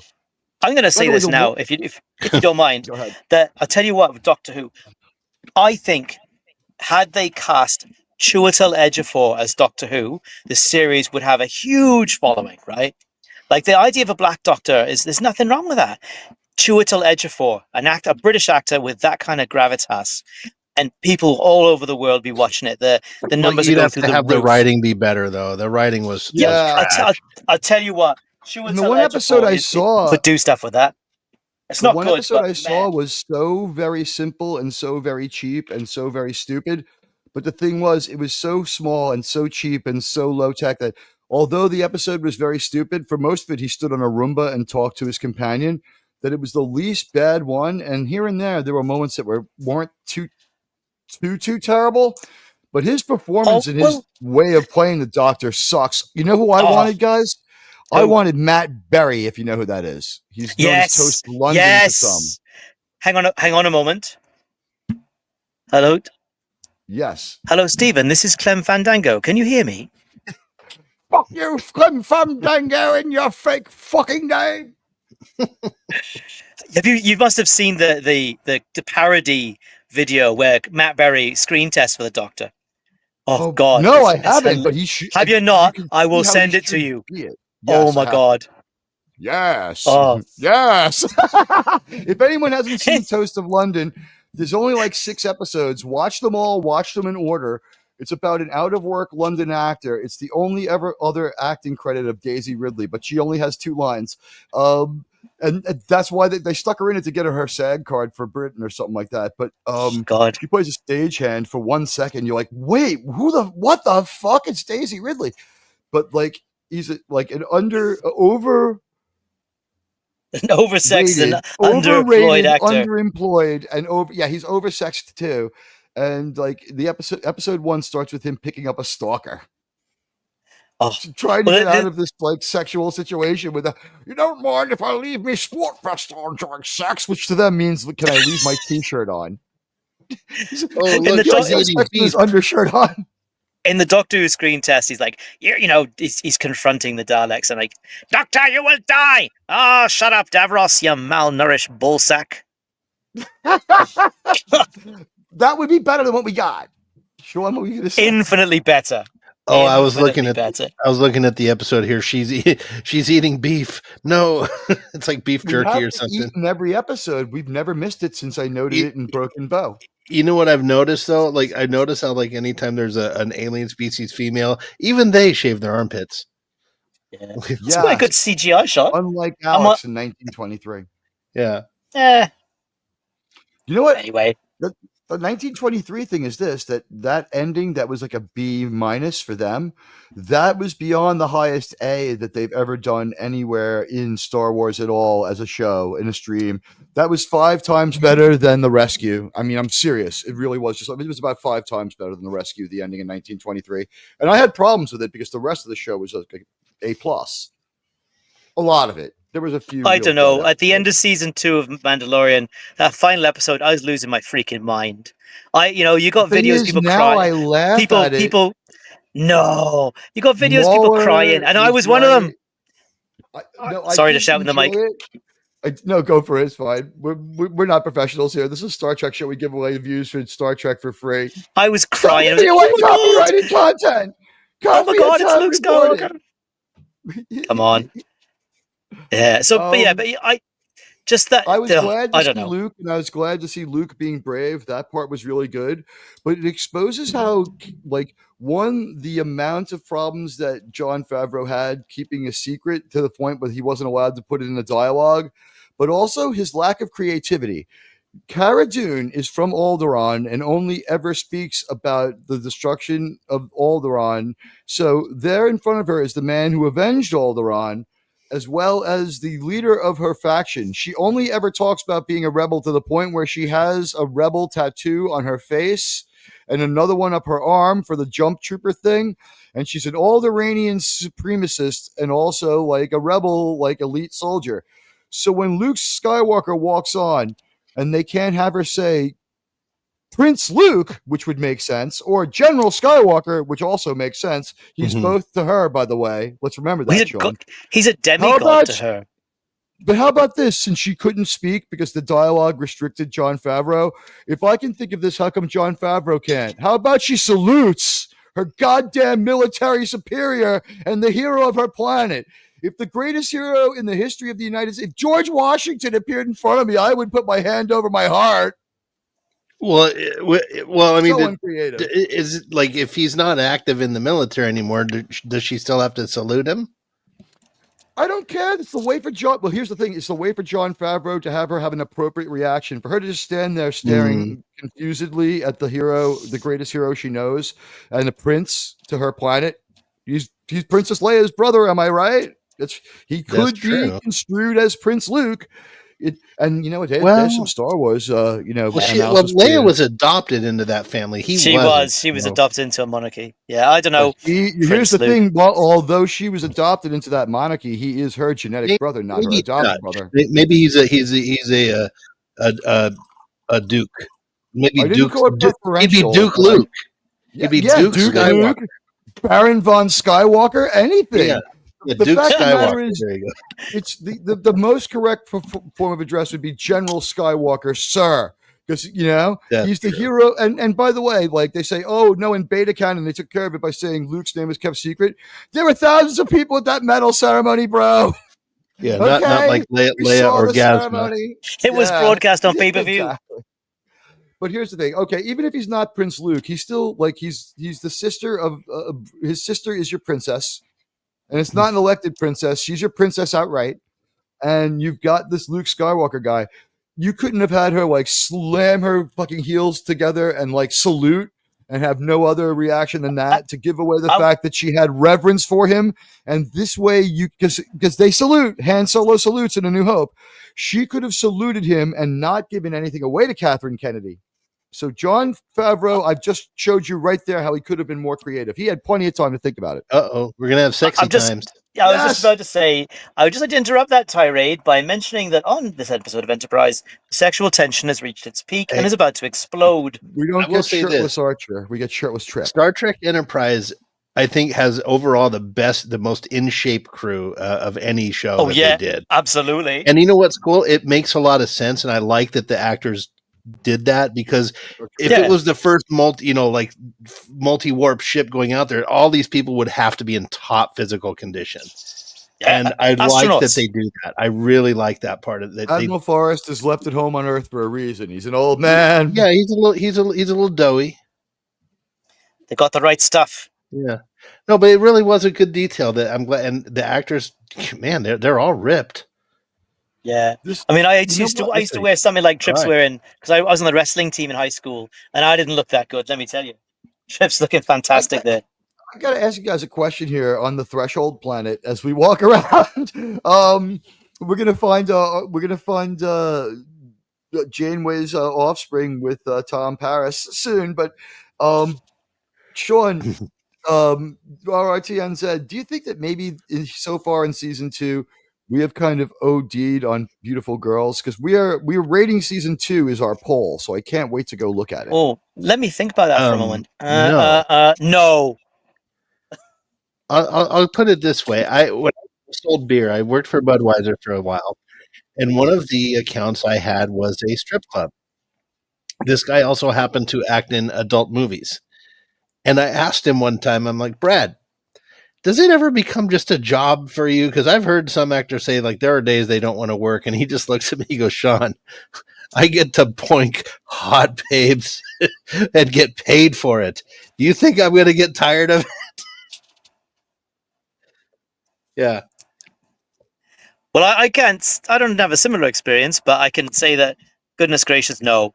I mean, also they bring on women who are very attractive, but also very good actresses as well. So it's a nice balance there. Well, I think I think it is great that Enterprise has done such a good job of being a visually stunning and well-written show.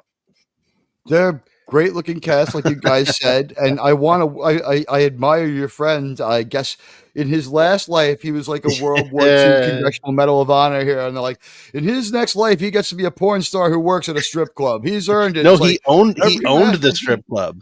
He owned it. He's the reincarnation of George Bailey's brother. It's like every man in that transport is alive because of George. I had to laugh at him. Like I had to laugh when he said it. It was so funny. But what is this karma like in his next life for living this one? It's like he has who when he comes knows? back the next time, he has to work at like the world's worst bar. I don't know, but I'll tell you this: he was one of the most legitimate business people I've ever come across. He was like he was in porno bars. Well, he dotted every I and crossed every T. I'm like, man, you're pretty straight with this stuff. He's like, I've got thousands of people trying to take me down. I can't do anything unethical. Man, couldn't relate to that at all.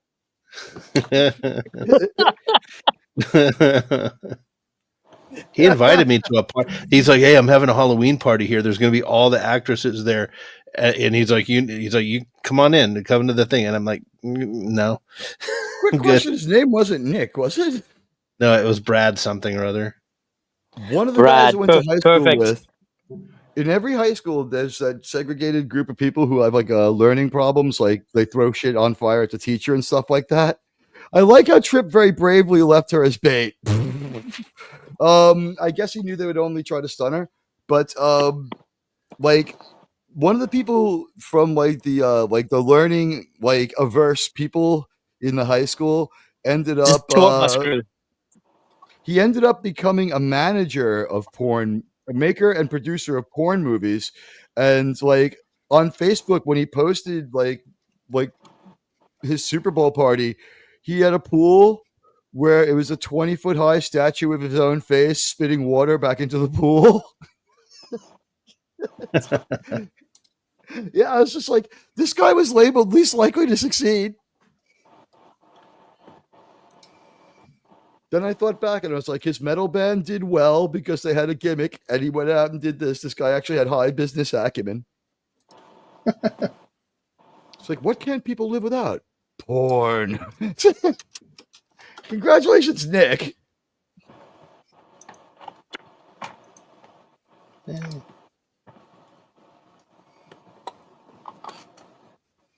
Florida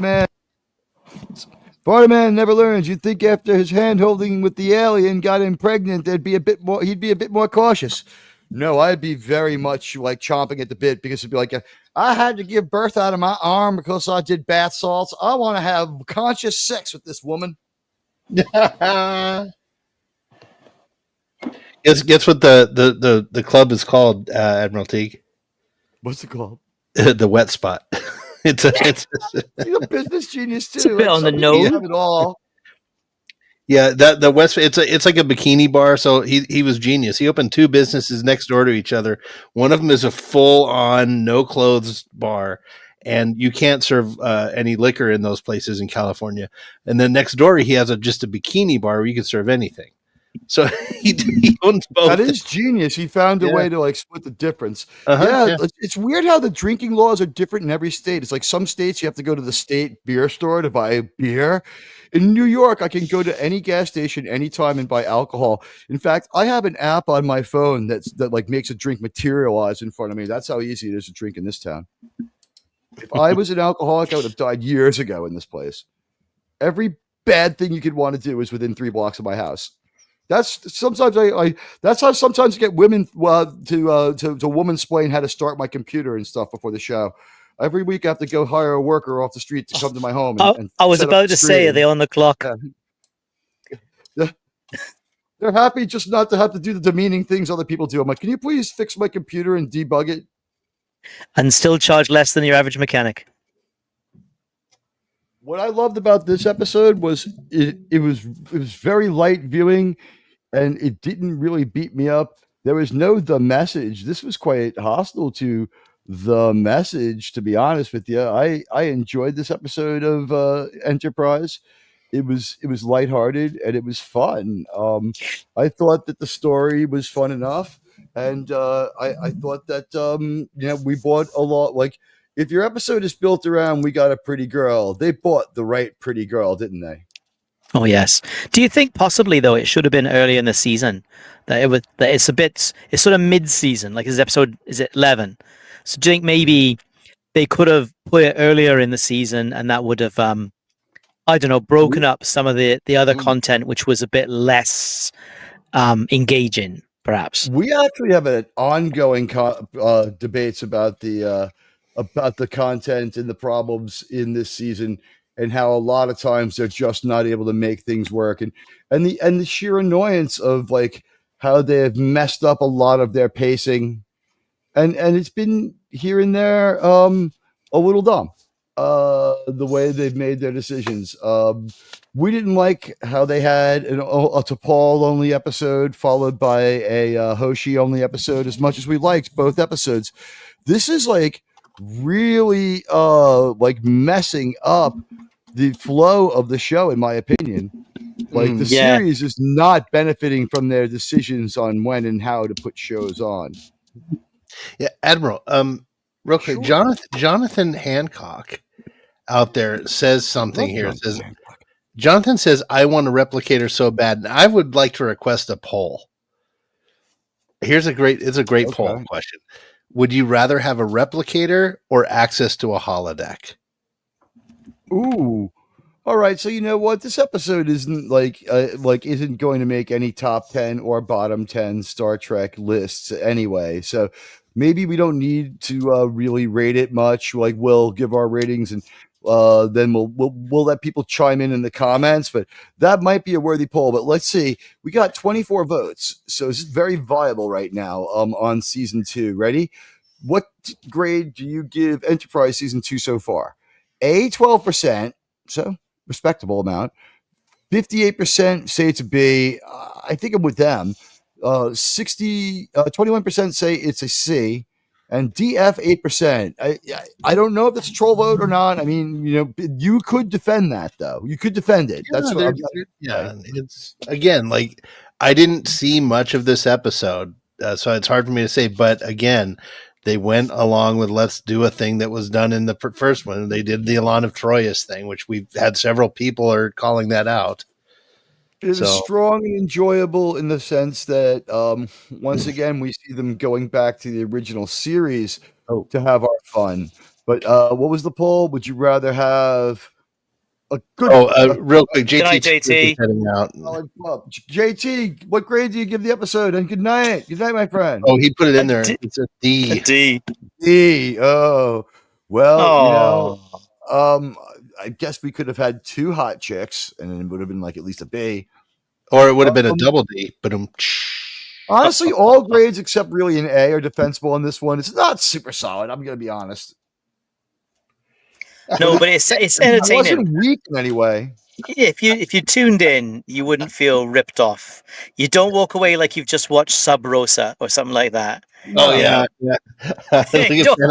At no point are you like, what the fuck am I watching? Like at no point, right? Yeah. So honestly, I gave it B as well. It's not because an A episode has to be something that's either real science fiction or so deeply character driven that it really, it drives a character forward to like a new level, or it really does something amazing for the entire world of Star Trek, or like Measure of a Man, right? Because I saw a poll. It was a poll on some Facebook thing I was on about what's the best courtroom drama episode of TNG, because there's quite a few of them, and there are. Measure of a Man was winning, and there's a bunch. The Drumhead, Measure of a Man. Okay. God, trying to think of the other ones as well. Well, Devil's Due is a big one. Devil's Due, yep, that's one. What's the one with you know what? There's I love Devil's Due. You count the one with the ascension of the Klingons as courtroom dramas because there's like 4. Oh, Sins of the Father. Yeah, that's a great episode. I love that one. Also, Succession. Where I am the arbiter of I have found myself appointed the arbiter of Klingon succession. It's like, why would they do that? It's like, if we choose the idiot, I mean, what? The pacifist is the one who should choose our future for our people of warriors. Yes, that is wise. It's like, what were they thinking? There's one where Riker's on trial. Riker's on trial yes. for killing that scientist, which was, a fake out. Dr. there's Apgar. there's a bunch of TNG courtroom type dramas, but Measure And of the of course, Man. let's not forget the entire series is a courtroom drama because the trial begins. The trial begins, and it never ends. In all good things. The trial never ends. No, the Q ended the trial. Oh, the Q ended yes, that man. trial. I think that's New Trek stuff, right? Didn't Q end the trial? He's like, it you doesn't guys exist. are all right. Didn't happen. At the Don't end care. of season, at the end of the in all good things, he goes, the trials never ended. Never ends. Oh, okay, then it never ends. That's fine. We've got. Can we all agree? I know he made some conclusive story comments about how they had done really well, and he never expected to see them reach this level, and perhaps he had deeply underestimated the humans, except for Cisco, and that whatever. Yeah, he didn't like Cisco. He didn't like Cisco because Cisco. He's no fun. Cisco. Well, no, but Cisco reinforced everything he didn't like about humans. Savageness. Never live in a neighborhood with people. I love like how Cisco just punched him in the face. He's like, "You punched me." You punched me. Yeah, you know what? By the way, you talk about one to punch. What? We showed the new Trelane. We showed new Trek Trelane. Oh, Hector. So Dr. Apgar was played by the same actor who played Hector Salamanca. It's Salamanca. I think that guy's name. How? Tone. The older guy. Yeah. Dr. Who was Dr. Akbar? What? I believe you, Big Dave. Dr. Apgar was the one who tries to blow away Riker, and the phaser beam is reflected back at him by the transporter beam. Not it's and therefore it looks like Riker killed him. All about the wife and the two different versions, the holographic versions of what happened. What was that thing? What was that one called? A Matter of Perspective or something? Something like that, yeah. That was one of the ones in the first couple of seasons where you were like, what do you call it? Like, this show has more potential than I thought. Like, I want them to start going to some goddamn planets, but like, that was a good episode. That one, I liked that episode. I know we're getting into TNG. We're jumping ahead a couple of series, but this is a Star Trek talk show. That was a great episode because it utilized the tech as part of the story in a very creative way with the holodeck recreation and stuff. And that was really, they knew kind of writing at that point. I thought that was a very cool episode. But that as a trope though for Trek. As a trope for Trek, that is a really good trope, and it is used really effectively. Yeah. For example, possibly the best Voyager episode, Living Witness, is about that. The recreation of past events with holographic technology. Possibly their best episode, and that's their mirror episode. No, that's it is. Mirror it episode. Is. And mirror Janeway is just Janeway. Even Clobby, because I remember the stream in which we discussed that, like the episode when Clobby got to that stage of Voyager, and I think even he gave it an A. I think even he was, because he was not a Voyager fan, but I think even he gave Living Witness a really good grade, and a lot of the people, I think most of the chat did too. It's a terrific episode, and Picardo is in peak form. Then supporting cast is really strong. Picardo was always in peak form, though. He really is. That's fair. He's a good actor. I mean, of all the bad episodes, he's always the best part of the bad episode. Yeah, I totally agree. He's a savior of episodes, and you want to hear another thing? He's the only good thing in Star Trek First Contact. Oh, we found a way. I like Star Trek First Contact. I'm sorry. I'm not going to apologize for that. I like that movie. I'm okay with that one. All the rest suck. People are allowed to be agnostic on First Contact because it's a good enough action movie. Yeah, it's an action thriller. Says Wes Cagle. Thank you, my friend. Wes Cagle is part of my new Thursday show. I think we're going to call it Streaming for Vengeance. It's going to be fun. We'll talk That's music harsh, and other Wes. stuff. It was different. It was a very different kind of show. We were talking about music and other stuff, and Germ was there, and it was just like very, very, just a great roundtable. It was like, really good stuff. I can't wait to come back and do it next week. It starts about 5 after 3 every Thursday, and I'm thinking about bringing it to Tuesdays too. Gosh darn it, the darn thing's got wings. Why not? Nice. RRTNZ, I do want to not push back, but I'm going to say you had your favorite Voyager episode. My favorite Voyager episode was Blink of an Eye. That was such a tremendously good science fiction story. No one liked the I'll go with that. 33s? Huh? No one wants to stand up for the quality episode, the 33s. That's a good one. No, but No, Blink of an Eye was really one of the best science fiction stories Voyager put out. Yeah, no, because there is. It's actually real science fiction. Reused the title. Yes. That's a TOS title. No, Wink of an Eye is a TOS title. Ooh, Blink of an Eye is the Voyager. You know what? And I'll give you this one too. Hold on, I got to do this. There we go. So channeling Leslie Nielsen there. Background, I was like, is that whatever Sean's domestic problem was again? Is his non-propane heating system messing up on again? Because we all know Sean defiantly refused to get propane because he does not have a Strickland propane out dealership in his town. We have no natural gas here, if you can believe it. Big Dave K makes a good point in the chat there about there are some huge plot holes in First Contact. That's true. There are, but you know what? First Contact was a good one to bring normies into the franchise. Unnecessary plot holes for Star Trek fans, though, like the time travel. Like they should have just used a traditional Star Trek time travel. Be like, Mr. Data, plot a course around the sun to counter the move. It's like the temporal wake and all that was such bullshit. They just could have gone back in time, and they would have been back in time anyway. There was no need to follow the collapsing temporal wake. But at least they did the throwaway line to explain to the people, like, why didn't they change? They just okay, we'll do a stupid line. It's called a throwaway line, I think. And they that's how they're going to explain it. I was okay with that. But what was stupid was at the end, when they need to go back, Picard just goes to Geordi, recreate the vortex. Like, oh. Yeah, okay. Don't whip around the sun. You know who almost had a physical breakdown? Hey, Obi-2. You know who almost had a physical breakdown? Such a cool name. Started screaming. He has the best franchise. Obi-2 is He's also one of our deadliest mods.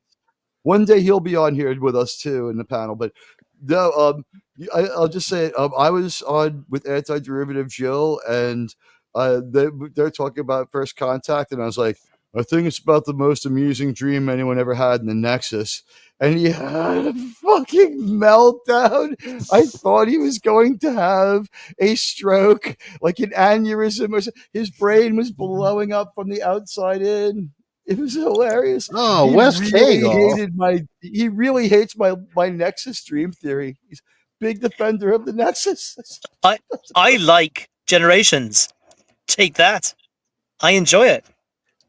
It's a good fun film with Dr. Bashir's uncle. Really good. Who's Dr. Bashir? Oh, that's right. Malcolm McDowell. Right? Oh, wait, I like Malcolm McDowell. The first part of Generations when Cameron gets the Ferrari, finally. Yeah. No, on Tuesday. Yeah. That was a great part. I love the, then we get to see the Enterprise B, which is a model I have. I have the Enterprise B model. When Cameron was in Egypt's land, let my Camerons go. If you lived only for like time travel stuff, right? It's like you've got like Star Trek Generations. It's like obviously what you needed to do was do the Picard maneuver around the back of the sun, rewind time, and then rescue the ship a bit earlier. It's like, yeah, like once you introduce time travel, you pretty much destroyed all your movies. That's why the best time travel needs to be magical bullshit. How do I know this? Terminator and Terminator 2. How am I sure? Terminator 4, 5, 6. I would tell you, and that's speaking of magical bullshit, right? Magical bullshit. Speaking of magical bullshit, the one Harry Potter book and film I respect is Prisoner of Azkaban. Why? Because J.K. Rowling does a predestination paradox properly. There's a predestination paradox, a time travel element in that story, and she does it right. Oh, and it's like Harry comes. It's kind Harry of like comes back and Harry comes back and saves himself from the Dementor because it happens early. It's really well done. Early in the book, Harry's confronted by a Dementor by a lake, right? And he sees an image which he thinks is his father. He thinks it's his father's ghost. Use a patrol. I don't like Harry Potter. but I did enjoy this. I appreciate the craft in it, right? He sees a ghost. He believes his father used the spell, Patronus, whatever it's called, to drive the Dementor away, right? And then later Dr. in the Dementor. story, Dr. Dementor. I'm trying to think of some pencil neck geek. Anyway, but like, so later on in the story, he and Hermione and the idiot Ron travel back in time, and he sees himself being attacked by the Dementor, and of course, cast the spell. Right, so he in the past he sees himself from the future coming back, and it works as a predestination paradox. And for a non-science fiction writer to pull that off, I thought that was well done for J.K. Rowling. I have a lot of respect for that, because most science fiction writers don't do it very well. Well, that's why I don't know. J.K. Rowling might be better than Anne Rice, and one is considered to be far more serious, and one's considered to be children's books. But that population of people who read her children's books, there are like 40-year-old people who are just like, when she writes that next Harry Potter book, if she decides to write it, they're going to buy it, and they're going to read it, and they're going to be like, it was great. It's a billionaire for a reason. Wes Cagle, how can Harry have come back to save himself if Dementor had already killed him? That's like asking why is James Taylor so masculine? You can't answer that. No, but that's why it's a paradox. Because he had sex that's with why Carly it's a paradox. Simon, and she's all right looking. But Admiral, like when you talk about like the time travel, like Terminator 2 and Terminator, that's how I see First Contact. They didn't need to explain how the time travel mechanic worked. It's like, it's there. Here we are. Here's the story. Let's go. And they didn't waste time on it. And it would have been taken away. Like if they would have said, okay, we got to figure out how to get back home. They're going to get back home. So it wasn't important. It's an okay action movie, and it's an okay movie, and it's fun to watch. But you can't tell me that you enjoyed the whole sequence, and you can't tell me this wasn't signs of things to come. You ready? Captain Picard is a hopeless idiot. He's emotionally compromised. He's acting like a woman. They're all going to die. Instead of proactively out there fighting and trying to maybe kill some of these goddamn Borg, you know what is he doing? He goes and he has a little meltdown, and he has to be put back on task by a super chick. Sean, you broke your little ships. I mean, she has to quote Moby Dick and then give him a chance to give Poopy Stew a chance to do some acting. He like when he does that quote from Moby Dick. He's like piled upon his chest all the hate and whatever has been felt by his whole race.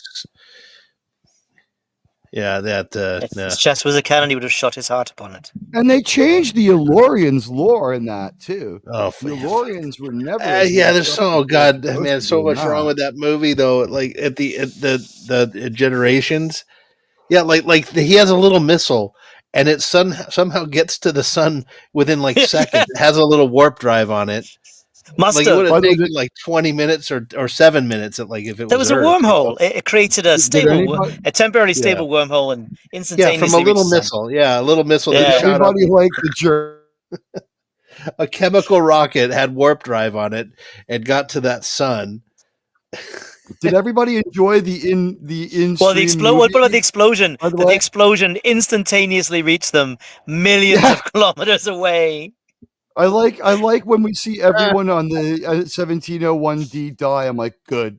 This movie sucks. I can't wait. And I'm looking at my watch. I'm like, oh shit, they're gonna live because the movie was like half over. I was like, I'm ready for these guys to go away and not have a Star Trek movie after what I've just seen so far. But you know what? How did you guys like the in-stream movie? The Journey of Admiral Teague's Joint. You guys saw it from the beginning of me rolling it. We had verisimilitude, a word which is banned in my chat. What if you misspell it? You can I don't think anyone spells it right. I think you could probably sneak it through. If 90% of people had tried to write that, they would get it through. Try to get it through, and also spam the if you, especially if you're a member that these days and you're on the channel now, use those emojis and spam the Bob 5 emojis, because before we actually try to give a grade to this episode, we'll let you guys vote on the replicator versus the holodeck while we do that. Bacon, eggs, and Before spam. we give a grade to this episode, we're gonna see what baked beans and spam. Yes, you know what? We got that too. We got baked beans. We got Bob 5.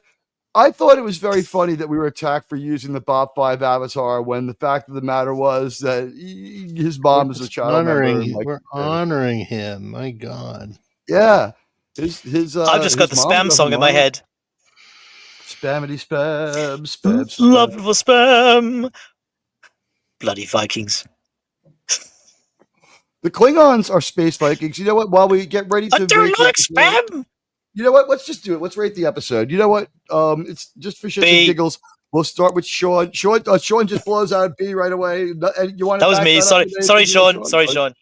Say what? RRTNZ went first. He gives this one a B. I threw a B on my vote. But I honestly it's probably a C because I just didn't have a chance to watch it this week. With the we had the warp core emergency here, so I'm sorry about that. Yeah, that sucks. That's okay. The ship was repaired, and it's running better than it was before, so it's fine. Good. You know what? That's the thing.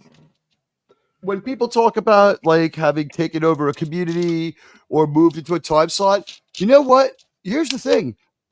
This panel has a very hard time getting together anyway. We're all already free at this time. We bring you the very best Star Trek show that we can with the very best people we can. And this is when we're free. If this Star Trek show had to be done at 9:00 on a Sunday morning, we would do it. We do it for the love of Star Trek.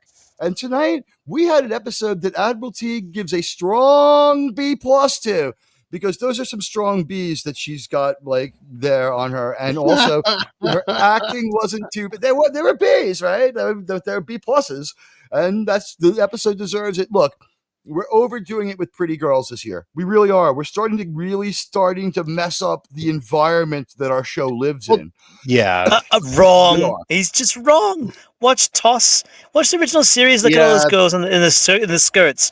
You've got a gorgeous yeoman or a crewman every episode. Come on. I'm sorry. You're just wrong.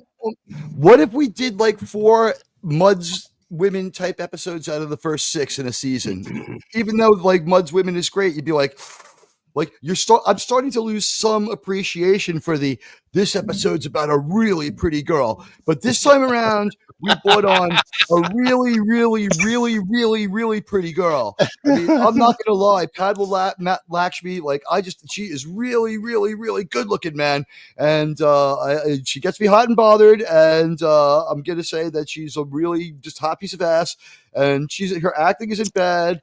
The accent actually adds a little bit to the exotic nature of the not so different alien that she is. And the cheekbones. And the cheekbones are, what those cheekbones are to die for. She has one of the nicest smiles I'd ever like to come across. But that's beside the point. I digress. I think we're always Sean's mate. We're always Sean's mate who runs a club. Come on. We are. I had to mute East Kegel, but I left South Kegel alone. Yeah, we always. Yeah, that's right. For whatever reason we've decided to mute East Kegel. This way, it's good for the analytics. So when they're you don't actually, our community is good. We could have we could have streams for the next 200 years and not have to mute anyone else again from the I looked at my channel Jail. It's got an overcrowding problem like Guantanamo Bay will never have. It is there are thousands and thousands of people in that jail, and it's unbelievable. But right now, the Star Trek party is going on with 18 people watching over there on good old X, where we thank you. Repost this if you're on X. Over on Rumble, it's always hard to read, but now it looks like we've got up to 3 or 4 people. I don't get it. I don't understand how that happens, but hey, that's the way it goes. You know what? They're all Russell Brand's followers have abandoned him. Admiral T, can I share my screen? Yes. I'd like to get a chat vote. You don't have to put a big vote up in the poll, but I'd like to get a vote of if people think what this I'm going to share looks yummy. This was the dinner my wife made tonight, and it was freaking fabulous. We see this all the time, and then I take a picture of what I'm eating, and it's just like a brown paper bag of garbage. Look at this. Oh man! Oh, yummy. Oh, I want to set to work on that right away. I might throw my face into the bowl. I might not need any utensils for that. That looks delicious. Those are homemade enchiladas. She made the sauce from scratch. It's refried beans with some bacon in there. The crumbly, it's almost like queso fresco, but it's a different Mexican cheese. And then the rice she made with the remaining water when she boiled the chicken and veggies. So she did the rice in like that chicken stock type of. Oh God, it was good. You ready? I know this recipe. It comes from Cuba. Yeah, no, it's not. It's not goat cheese, Obi-2. It's a Mexican cheese. I forget the name of it though. It's Palermo. I don't. Maybe it is goat, but it was good. Listen, all I want to say is Christy Nome and I, like the time we were alone, I know it was over 45 minutes in her little Air Force 2, and there was some problems with the landing gear after I left that they discovered, but that's coincidence, and we acted completely appropriately. Christy Nome and I at the El Salvadorian prison, we had a great time. Let me tell you, nicest guys I ever met there, the guards, they say that people love to hang out there. They said it was a great place. So I don't know what people are complaining about, but she's got a great pair. You know what? Let's see. Admiral Teague said she had the nicest. Yeah, that was right. I hear that right. Yeah. Yeah, I said that. I've said that to some people. Yeah, like doing your mother jokes. Like, yeah, well, your mother's got the nicest smile I ever came across. They stand there blinking for a minute because it takes a moment for that joke to kick in. I do miss some Mexican food. I allow the Colombian people to make it for me, so I don't know. Like, perhaps I'm wrong. I eat Colombian food on a regular basis. We determined it wasn't goat cheese. It was the cheese of a unicorn. Was today like Unicorn Dies Day or something like that? Was it Unicorn Day? Oh, it was, yeah. I just put a joke. Right? I put a Yo Mama joke in the private chat. Oh, our private chat.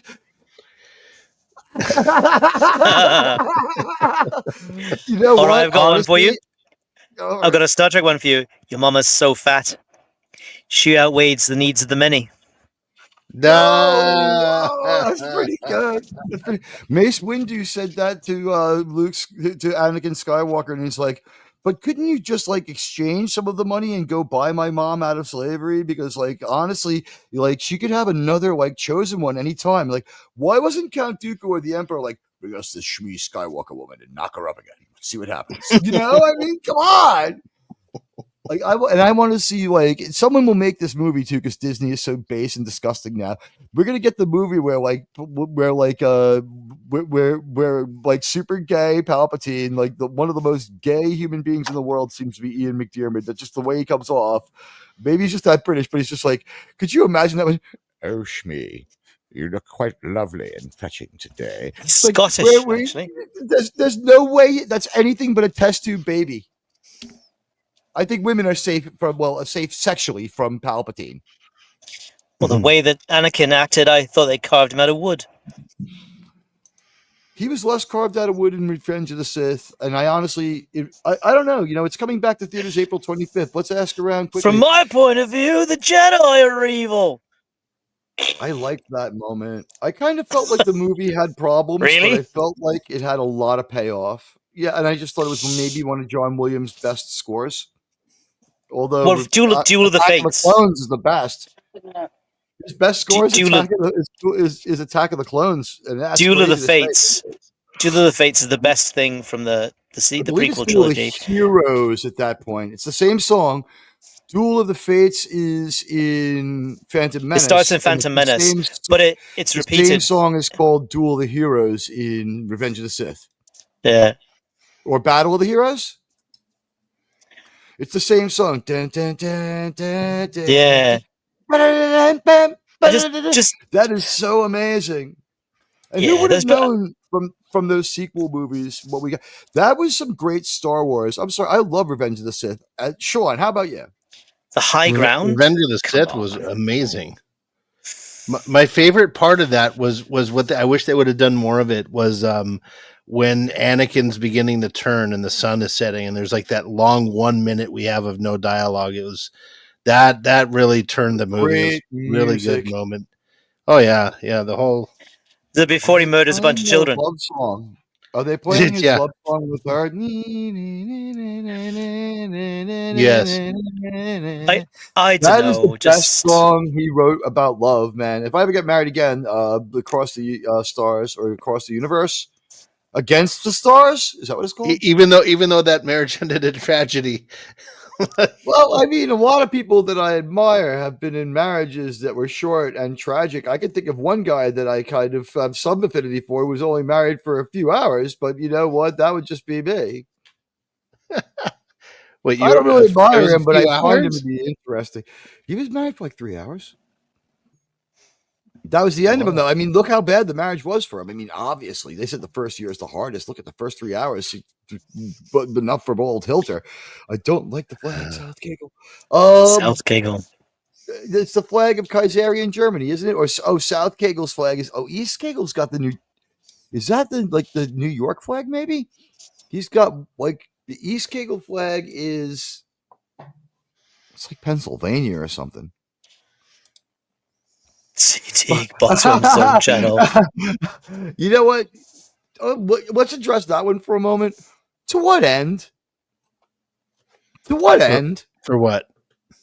Like, why would I bot swarm my own channel? Like, it's been put out there. Like, today, when someone said it was wrong to bot swarm me, one person had to spend a lot of time saying that it was right and good. And they also said that, they don't do it, but they support it. So when that would make you the Jussie Smollett of YouTube. Yeah, I mean, give me a break. We know it's you, but the deal is, it's like, what makes it wrong? Well, I mean, you know, it's dirty, underhanded thing to do, and I think it's rather shitty behavior. But what can you do? Wes Kegel is a funny man. In Canada, they use they, there, and they're the same savages. You know. The they them that's been bothering me can F off. But I will say I'm gonna go see this month, I guess, the relief from seeing, I guess, Thunderbolts. We'll see if people want me to see it. Will be offset by I get to see Revenge of the Sith. And we already know that one will be good. But let's see for a moment here what Bird of Prey 5 thought of this episode. I'm interested. What's here with the miracle of StreamYards? Let's take a look for a moment and see what Bird of Prey 5, Captain Fandom Nerd, and some new Star Trek YouTuber that he was helping get, a guy with just a couple of hundred subscribers, Admiral Teague. Let's see what these guys had to say about it. I have a feeling it's going to be interesting. I don't know. Let's find out. She's going to shake things up. Yeah. I think she got those two things out of order, right?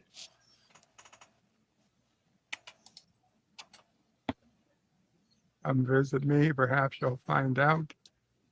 The first two parts. Oh. I believe that's what she's inviting him to do when he gets there. It was a fairly quick resolution. You know what? It was fun. That's still fun Star Trek. It's not hardcore, cerebral sci-fi. But no. It's not that bad, to be honest. What we got here was a very fun, kind of upbeat, just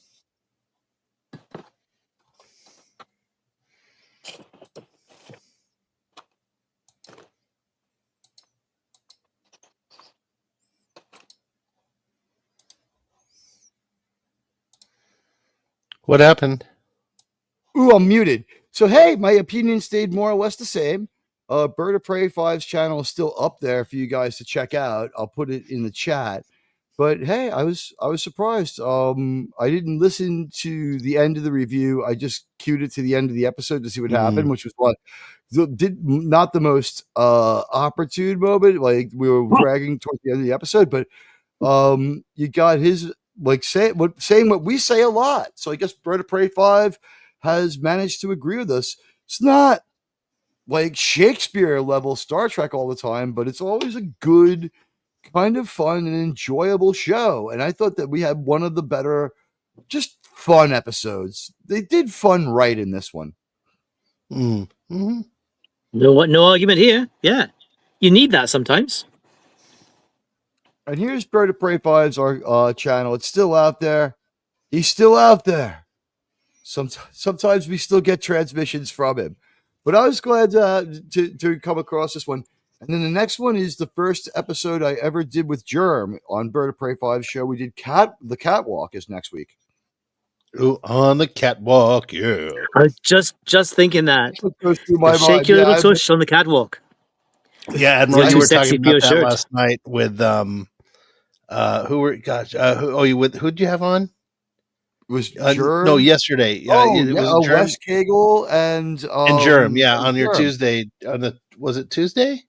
Yeah, I don't know. We'll honor Bird of Prey 5 somehow. I don't know. Wait, was that 3 days ago you did that? The Teagues and Tense talk show on Tuesday? Yeah, a Thursday. God, this week flew by. My God. It was a crazy week. And next week, I have another crazy week in store. So it's like, I have to stream when I have an opportunity. And we'll see when I decloak. Like, that decloaking on Friday, unannounced, I was beating like a lot of people who were on there all the time. No, it was Friday. It was Friday with Germ and Friday. Yesterday. So yeah, it was yesterday. Okay, yeah, it was yesterday. Yeah. Okay, all right. Now I'm like, wait, no, it wasn't Tuesday. No, what was my streaming schedule this week? I did Tuesday. No, Tuesday you did normal. Yesterday normal. you did an impromptu. I had Sargon on Tuesday. No, I had my friend that 70s rock star. Yes. Rockstar. That was great, by the way. I was lurking on there. That was a fun. You know what? That did a good after they cleaned it out and fixed the analytic, because the spoiler attacks no longer have any effect on the overall analytic. After about 3 or 4 days, what happens is this: we have a crazy number, then we have a ridiculous number that's like ridiculously low. And then we get something. Usually now it's 9 times out of 10. It is the ludicrous number analytic. No, it's like lemon pie here. Lemon pie. Hey, lemon pie. 9 times out of 10 now, what happens is they resolve it with the analytic that I know is real. Because at the end, you see the analytics, and it's like when your peak concurrents are like 393. But you have like 220 views. You're like, okay, I know what the real number should be. And it's been doing that more and more often right now. So I think my theory for a long time has been we have overlapping snowstorms, right? Where it was like one is like higher up than the other, and that's of a higher magnitude. And that's like some of these attacks that are more sophisticated. But then there's the ones that I've been calling low tech. And for a long time, I've been saying, there's some other YouTuber out there who used to cheat with a click beam that once worked, and when it became unviable, and when Buddy Hepburn. What buddy? Yeah, they was placed to bed a quadrant. That I think someone had a click bot, and when it stopped working for them, they started turning it on people they don't like as a weapon. And you can see a pattern of attacks by like a weird click bot like that. She wore a red shirt and an away mission to match her shoes. That is one stupid. Either that or she just did not like the food on the ship. Yo mama's so fat when she fell, no one was laughing, but the ground was cracking up. Oh my God. We got some yo mama jokes here. How do you hide $100 from a snowbilly communist, Sean? Put him under his work boot. He would be there for years. Acting was fun. So talking about Hayden Christensen, that is the delivery that George Lucas wanted, and I appreciated it in the context of those movies, because when I was young, I saw the first Star Wars movie in theaters, and they are going to release it as it was shown. Finally, the pressure built up enough. He's going to release an early version of the movie. Maybe he'll clean it up a little bit, but we're going to see it as we saw it in 77. It's been a long time, and even when they showed it again in 82, there were the first subtle changes were made. But we're going to get to see it again. Apparently stripped back to an acceptably early version. I guess the sound maybe will be worked on and stuff, but we're going to get to see that again. And I hope they don't add anything in. I don't want to see what went on at Mos Eisley. I don't care about the power converter. No, you don't like Biggs Darklighter. I like it on YouTube as a deleted scene, and I want it as a deleted scene when I buy the physical copy of the movie. But I felt like if you watch that, it does feel a bit like the prequels, doesn't it? It's like everyone's just sort of, it doesn't have an urgency to it. The part where Luke's watching the only thing I Sunset. keep is the part where Luke is that no the when they can see the battle from the ground. They can see because it's in the upper All right, atmosphere in yeah. that movie too. So when Luke is looking at that, like I think by himself, I maybe keep that. Anakin didn't have the high. Don't try it, Anakin. I have the high ground. You know, I would suggest right now that Kenobi show could have been fine if it had been him. Could have been amazing. Watching over Luke, Gosh. and he how about this one? He goes to the Skywalker Ranch, Can't agree that. and they get attacked by sand people, which I heard are active in the area. Don't ask me, but Sean, what do you think of this? The sand people. It's a streaming show, right? So the sand people attack pretty bad, and Obi-Wan it's like an Indian cowboy and guardian movie, right? And he's like the sand people. The sand people are easily frightened, but they'll soon be back and in larger numbers, And so he convinces them that they've got to make their way to the town, right? And another adventure could be them out on the desert trying to get there, and being challenged by the sand people and having to make a brave stand. And at some point we get so bad that Obi-Wan would grab Uncle Owen and be like, I need to give this to Luke so he can defend himself, and pull out the lightsaber. He's like, you're not giving that to Luke. He's only 15, something like that. We could have done that. You know what I mean? No. Yeah. You were trying to rewrite a near perfect film in terms of Star Wars 1977. They should never have made the Kenobi show. But if the Kenobi show had been about things that were not disagreeable, like for instance, I wanted you to have this, but your uncle wouldn't hear of it, right? So imagine a situation where they're trapped by sand people, and he's like, Luke needs to defend himself. I'm going to give him this lightsaber. It was his father's anyway. And it's like, I don't want him to have that weapon, and I don't want him to know about his father. He's got a blaster, and he'll be all right. That would be kind of cool. And Obi-Wan protecting Luke's family and using some sick Jedi fucking skills on a fucking bunch of scumbag sand people. And then we get to... It's better than what we got, that's for sure. Yeah, and then we go to the town and we have a final battle against thousands of sand people in the last stand. It's like, young Luke, I'll be seeing you again in about 3.5 years. And then Obi-Wan will never have forsaken his oath to Luke. We still could have had a Luke story. And if you wanted to, if you needed to have Leia in it so damned badly, have a completely unrelated Leia story and just do it. Just segue to Leia every once in a while. And people would have put up with it, because now poor Sean, you have to watch Andor, don't you? I think I'm going to have to, yeah. But you know what though, from what I've heard, that's the least out for terms. What? No, listen, I like season 1 of Andor, so I'm looking forward to it. Season 1 of Andor, and it was acceptable, but only on the terms that I watched it. It would have sucked if I watched it any other way. This is what I did. I waited for each story to complete and then watched the story from beginning to end of that part of I watched an entire chapter at a time. So I got payoff. It wasn't like that, because after 1 and 2, I watched 3 and waiting for 4. I was like, this is interminable. That story didn't advance at all. Fucking hell. Here's the thing I've noticed with Disney streaming shows, whether it's Star Wars or Marvel, they can all be cut down to 2 episodes. All of these could be cut down to a movie. Agree. The Skeleton Crew, had the Skeleton Crew been 3 episodes, it would have been all right. I'm with Wes Cagle on this, by the way. I'm with Wes Cagle on this one. I think it's tied with Empire Strikes Back for favorites. Really? Yeah, I think it's a great movie. I thought it was very artful. I thought the music agree was to disagree. You know what? I can understand why that is. The spectacular space battle in the beginning, the rescue of the Emperor, the death of Count Dooku, Christopher Lee is epic. I mean, it's such. We had known all these things were going to happen, and the way George Lucas made the pieces fall into place. Yeah, the first time I saw it, I was overwhelmed, and I went and bought a ticket and saw it again.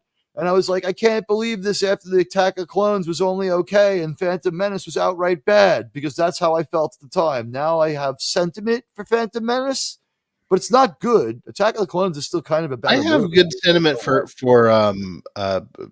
Phantom Menace too. It's a little nostalgic, but Revenge of the Sith over Empire.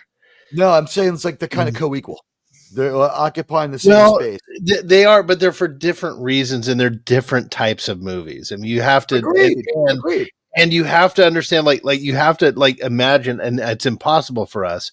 But if we were as adults to watch all the whole 6 episodes now for the first time, would we still agree that Empire is the best one? Because we are all looking back on it with nostalgic eyes. With 100%, we've had decades of life to reflect on it. Yeah, I absolutely. Kind of movie. It is absolutely the best. I have a pretty unpopular opinion. You ready? Go on. We got Empire Strikes Back, Revenge of the Sith are outlier, really good movies, and then there's a bunch of other Star Wars movies that are okay or bad. Yeah. In Return of the Jedi, there is half of that movie is not so great, but the other half is so good. The throne room confrontation, Luke and Vader, all that stuff was so good that it saves the rest of the movie. And you know what? Disney Plus has ruined the Jabba sequence in that, because once we saw that idiot Mandalorian get away, the idiot Boba Fett get away from the creature so easily, the Sarlacc, yeah, that means that if Jabba's plan had worked and he had thrown Luke and Han and Chewie and Lando into that stupid mucus monster, they would have taken it out in like just a few seconds. It would have been easy. Luke would have crushed it with the Force, and he would have super jumped out of there and pulled his friends out with the Force, and that would have been the end. We've already seen Force super breath holding. If Boba Fett moron could get out of there, like the only thing that would have changed if Jabba's plan had worked is 2 hours later, everyone would have showed up with an ugly makeover, killed Jabba at his palace, and the movie would have gone on exactly the same. Jabba's a fucking moron because of the Book of Boba Fett. And that's another thing. I've called him out a couple of times this week. I'll call him out again. Paul Latino Slant is an affable host and a good source of entertainment, but I think he's you've got to defend how you thought that the communist dream Snow White was 60% good, man. I mean, get the hell out of here. It's like, well, he did revise it. Isn't she a very good singer, though? What changed? Is she not a very good singer, Rachel Zegler? She's okay. I mean, I made this point on PCB. This is where I got into a bit of a disagreement with Paulie, because I said, yeah, she can sing, but she's no better than any Broadway singer at all. Like she just wasn't. And he had the insulting communism that was dripping all over the first 10 minutes of that piece of shit. How did he miss it? That didn't have him with his jaw and his. You weren't shocked, Sean? Was it subtle? What the subtle? The communism, the hardcore communism. Was it subtle? It was hidden in general Disney drapery. Would you say it was a 6 out of 10 on the volume of the communism? Yeah, it was it was veiled. You know, it was like, oh, Disney, we're all lovely and help each other, and it's a happy kingdom and all that. But then of our song we changed to say the rich people just give us things. Well, yeah, I mean, Frozen was the same way too. Everyone was happy and everyone was nice and all the same. Fry. No, just Buddy Hepburn. Put it in Bueller.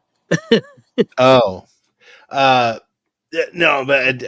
I mean, the thing about her as a singer, I mean, yes, she could sing well, but it was literally no different than any other Disney princess singer. Ariel, Jasmine, any of Belle. I mean, all the people that sang for them were just the same as Zegler, and Polly was making the argument that she could win an Oscar one day. I'm like, no, she's just like reality. She's a good Broadway singer. There was nothing about her voice that if I heard her, I could say that's Rachel Zegler singing. And if I hear Barbara Streisand, yeah.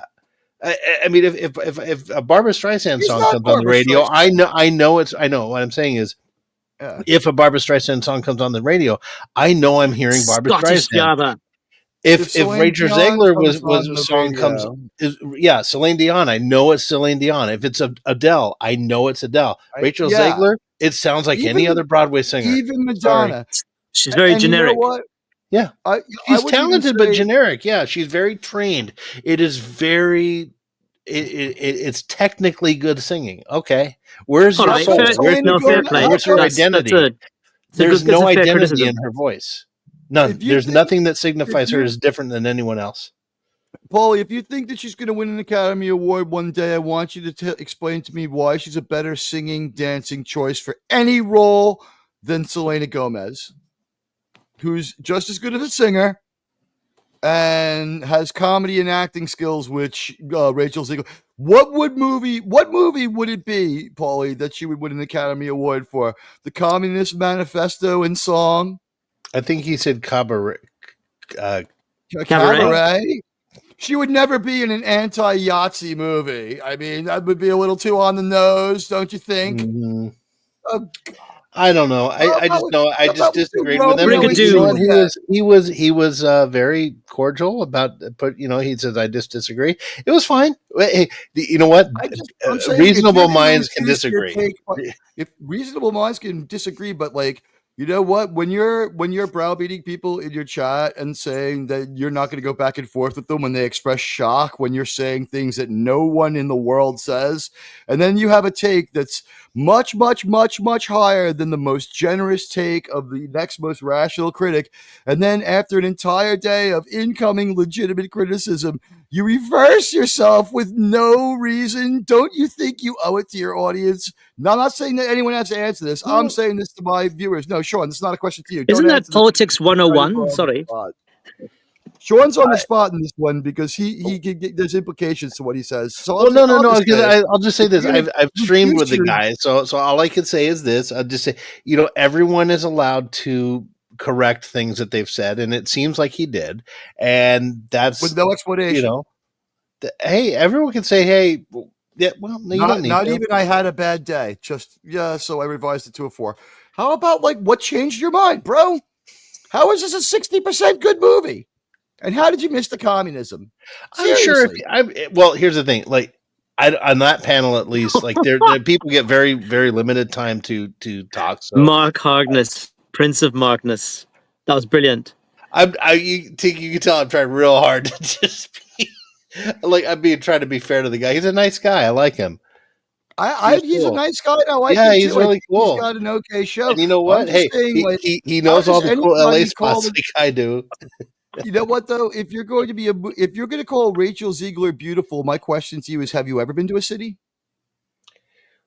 What's so special or exotic about her? Sean, you took buses through LA. You saw 5 girls prettier than her get on and off that bus. I saw 5 girls prettier than her today, and I live in Temple, Texas. I took a subway ride across town, and I saw 5 or 6 girls in the vein of Rachel Zegler who look great. And also, I find it insulting that she says that she would speak on my behalf as a light-skinned Latino. I saw prettier girls than her today that had track marks on their arms. She looks like she is so thin. She would choke on a piece of rice. Yeah, but you know what? I saw her and Ariana Grande fighting, and Ariana Grande called her a fat pig. Yeah, you know what? Says, you fucking fat whore.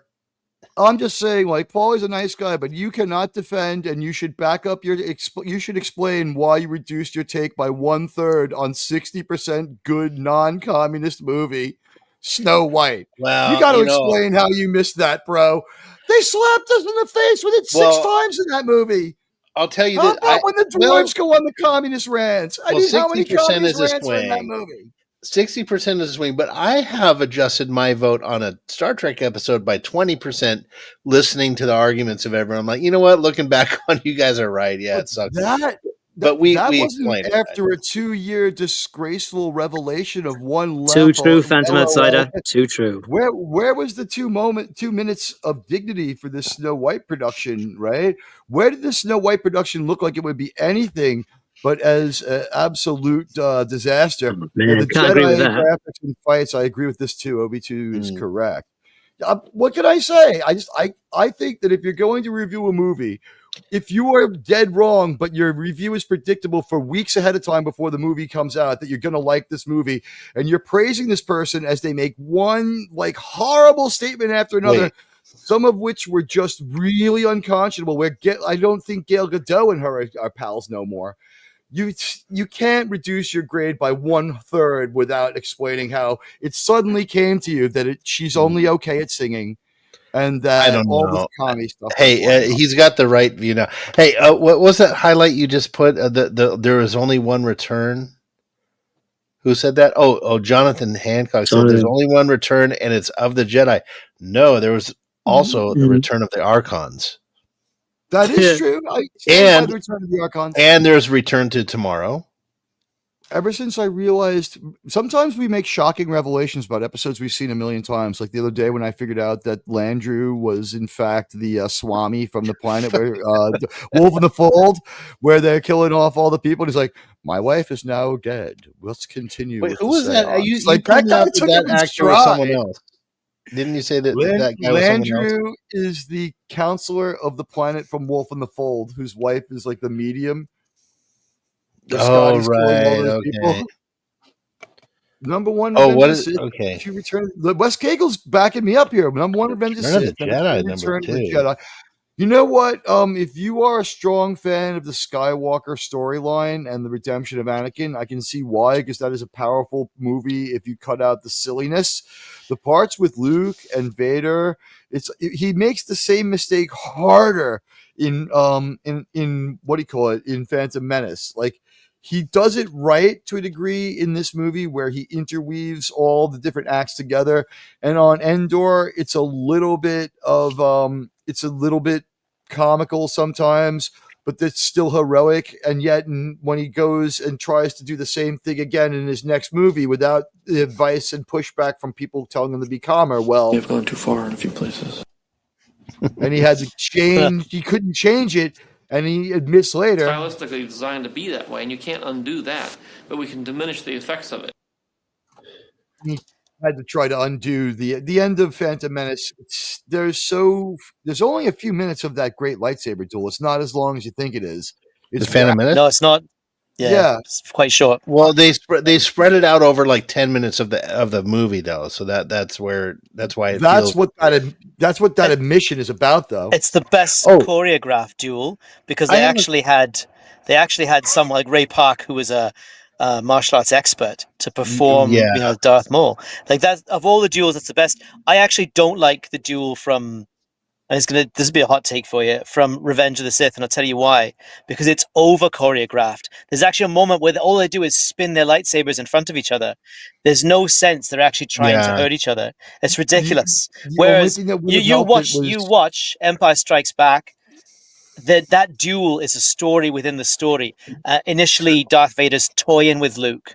He's just pissing around, and then he gets more serious. But when Vader finally takes it up a notch, right, where he's not holding him back when they're on the bridge, and you see how quickly he pushes Luke back. It's not beautiful choreography. It's not pretty. No, but it's man, you feel every blow. Brutal, Because Vader was a brutal saber fighter, and I like that one part where Luke gets him in the shoulder. It's like, it's like Vader realizes, okay, I got to be careful. Vader grunts a little bit, and then he turns up the force powers on him.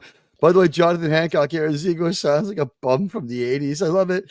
And by the way, the Robin Hood thing, I don't know so much. Like, the idea is perhaps Robin Hood would be seen as like communistic or socialistic.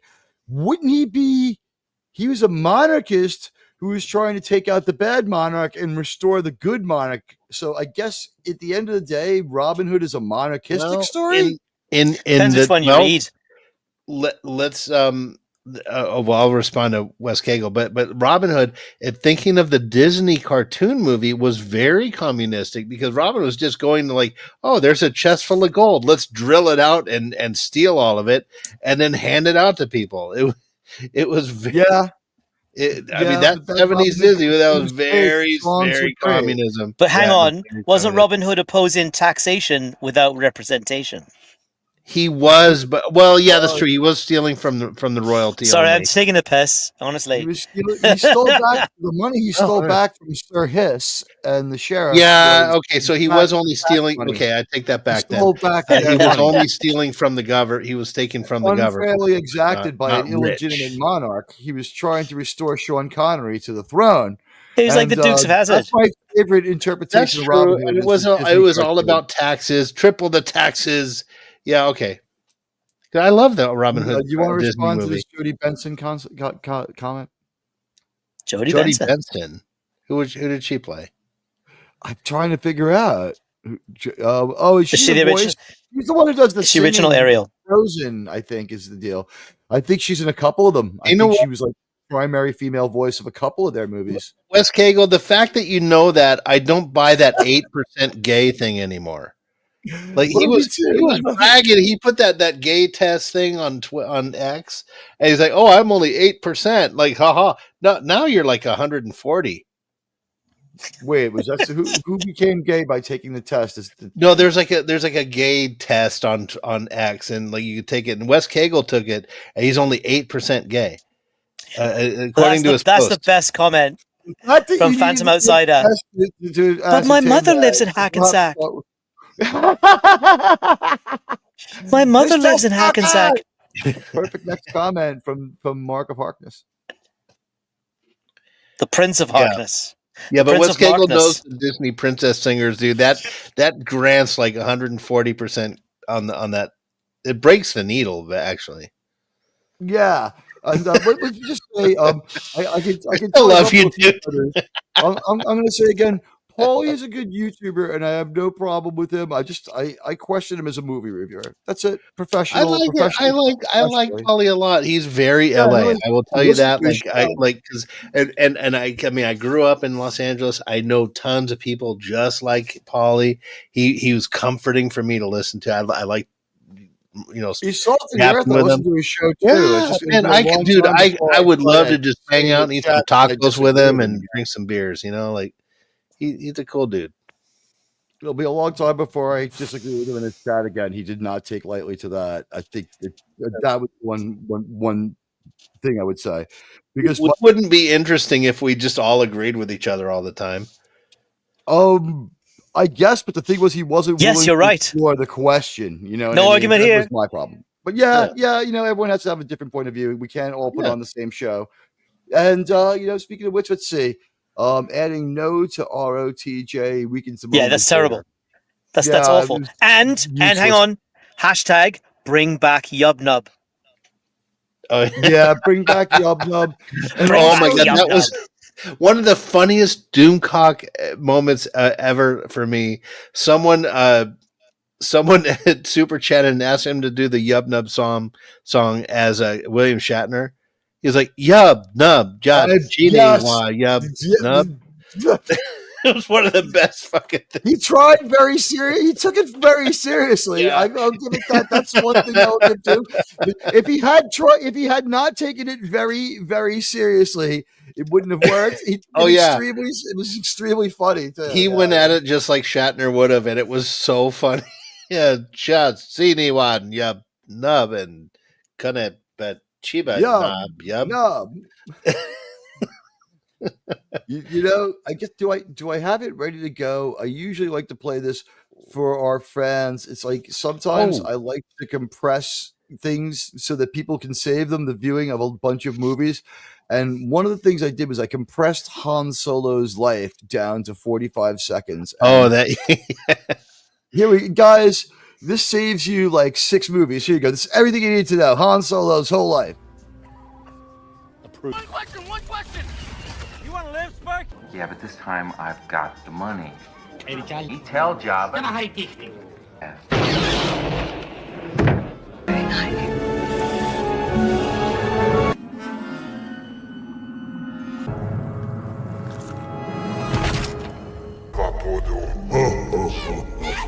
I know that laugh. Yes, anything.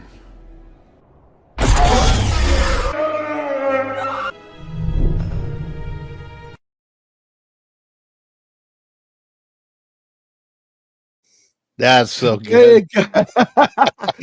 That's what else you need to know, right? Grimlon's here. Grimlon.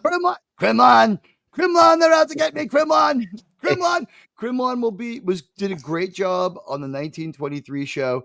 Sunday, I don't know what I'm gonna do. I might just warp in at some given time and just try to hang out with everybody, and it'll be like a member stream. And if it gets destroyed because I come in out of nowhere, it gets destroyed, and we'll just have fun and we'll hang out. I don't get to do that enough. And then this week is going to be crazy for me. But then next week, we have another pretty good episode, if I remember correctly. It's The Catwalk. And I'm going to see if this week what I can't do is edit a little bit of what I did with Bird of Prey 5 and just play a couple of video files instead of playing little pieces of the video so you can see. Because it was the first thing I ever did with Germ. And maybe Germ and I'll do an upload talking about it. Or since we're going to be on Fridays now, when we do our show at 3 on Fridays Eastern time, 10 p.m. Eastern time till like 5 o'clock. We will be there, and it'll be great to see everybody. And I wonder if anybody has anything going on this week. I know, like I said, I'll be back on Sunday to have some fun with everybody after I helped the old lady from Sligo put in some video cameras. Did you know that there's people tampering with the cat food that she leaves out for the kitties? What? The old lady from Sligo she has a small structure outside the house. She's put a lock on it and it's been picked, and people keep going after the cat food and the fresh water that she leaves for the neighborhood cats here in Queens. Well, fortunately, I guess she gave money to the IRA or something, because I got a call from my Irish Goomba and they told me that I'd go over there and hook the house up with cameras so that she could catch the person. So if you're in the sound of my voice and you're messing with cat food, you dick, you know what? The old lady from Sligo is going to call the cops on you. So maybe it'd be better if you just stop now. And now I can have somebody probably blown up or something, boomed or whatever. I don't know. I did a favor for the Irish Republican, former Irish Republican Army, so I should be all right. Let's see. By the way, the most impactful lightsaber battle to me, honestly, it's Obi-Wan versus Vader. I was going to ask both of you. Obi-Wan versus Vader. Have you guys seen that reimagining of that fight? Yeah, I have. Yeah, it's great. It's brilliant. I love it. I absolutely love it. I do love that we have it, but the first time I saw Star Wars, I remember these weird weapons coming out that had been set up earlier, and these weird weapons came out, and we had what wasn't the most insanely good lightsaber battle, like as far as things that came later, like the Empire Strikes Back lightsaber battle blows it away. Yeah. But we had never seen one before, right? No, we hadn't. No, but you can't compare. You can't compare it. I that is my most impactful lightsaber battle to me, is because of the repartee back and forth before they altered it. It's like, I'm the master of evil, Darth. And it's like when George Lucas's nice touch in the prequels where he pays that line off and makes it into, it's like he's calling him by his title, not his name. Like he should have been the master of evil, Anakin. It's like now that we've seen the prequels, you're like, the fact that he's not calling him Anakin is pretty huge. So George Lucas, it was totally unintentional. Yeah, it worked out. I will become more powerful than you can possibly imagine. It worked out. It worked out for Lucas that way. Like he luckily couldn't explain that line in retrospect, but he didn't think of the Phantom Menace when he wrote that thing. So no, he obviously he didn't, but he was a vet, like he made some of the lines pay off in Revenge of the Sith. Like Revenge of the Sith was a kernel in his mind that he was talking about stuff that came up in Revenge of the Sith as early as 1978, 79. I remember reading back Star Wars comic books and stuff like that, explaining why Vader needs his armor and stuff like that. I think that's in Splinter of the Mind's Eye that comes out like a year or two later. Yeah. It's Alan Dean Foster, that, eh? Yeah, I mean, there's definitely Colonel. So here's the way I see that reimagining that fight scene that we saw. If George Lucas wrote the whole 6 series today, he would have, and if he started with the Phantom Menace and ended with Return of the Jedi, that scene we saw in that reimagining would have been what A New Hope would have shown us. Yeah, probably. Yeah, because it would have. That's what we would have seen. So I can respect the imagination when the people who created that, because that's what we would have seen. Obviously, it's not the way it worked out, but it's what would have happened, and it was amazing. It was very Star Wars. I love the echoing of the calling back of like, I loved you, Anakin. You know, man.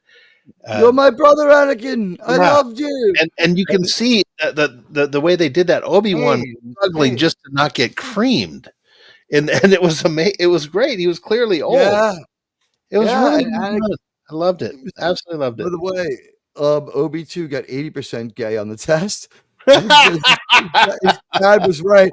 Now, Obi-2, maybe we'll make you feel better. Sean and I are from an era where Sean probably went through this too. Were you ever once dressing in the style that was described as metrosexual, where you're like, I'll wear this like kind of weird shirt? Never, no. And you can't produce proof otherwise. Okay, so that's a yes. All right, so Sean was a metrosexual too. Here's the thing. Metrosexuality. Miami Vice. What do you mean? I know, of course. You're allowed to be. It's fine to be a metrosexual. The problem is some guys like crossed the line and became heteroflexible. But that's a whole nother story. That's a Dave Chappelle skit. Yes, I knew a guy that he was a football player in high school. He would dress that way on purpose and fool. He was genius. His whole thing to girls when he met them, he would tell them he was gay. Dude, that's like a well used riff. Yeah, and it worked. How to Pick Up he was Girls by Coming Off as a Homosexual is a book yeah. that I've been sitting on my shelf since I was. He was a good looking guy. He was had a very soft voice, very soft spoken, but he was built, he was puffed out, he was a very good, attractive guy. And he would just tell girls he was gay, and they're like, I'm going to change him. I'm going to be the one that was so hot that'll make him go for girls. And he's like, yeah. This George Costanza wedding ring thing. It's like, I've got it figured out. Yeah, oh, God, yeah. He had it figured out. Yeah, Han going out like that was such bullshit. Then we never got a scene with Luke and Han. Oh, and yeah. Also, I'm waiting for this from Disney Plus. You ready? You know how they had Raylo? How about this playing up on Chook, Sean? We have Chook. It's Luke and Chewie as a couple. We're gonna ship them. The whole thing happens on the Falcon between the end of Empire Strikes Back and the beginning of Return of the Jedi, where they break up on bad terms. Because if you watch in Last Jedi, which is not canonical, but let's just pretend for a minute, in Last Jedi, when they break down the door and tell Luke Skywalker that he has to stop being a useless, crack-smoking Megan's Law fucking guy and go and stop his nephew that he was a terrible deadbeat uncle to from what? Wait, I have to say, if it's Luke and Chewie, I just hope Luke is not the bottom. He is, but no! He is. I'm repurposing comments from earlier. Look, I'm like JJ. No, the Force plays. Wouldn't that be Louis? You have to read the novel, Sean. You had novelization, Sean. I know. But hey, I want to call out. You had Obi-2's chat highlighted there for a second. Yeah, he's being democratic about Snow White. Yeah, we know Obi-2. We're not. I don't think any of us are accusing anybody. No, not Snow White, the original movie. No. We're talking about the Snow White that just came out. The Snow White, the original movie, was pretty much the fairy tale that people told.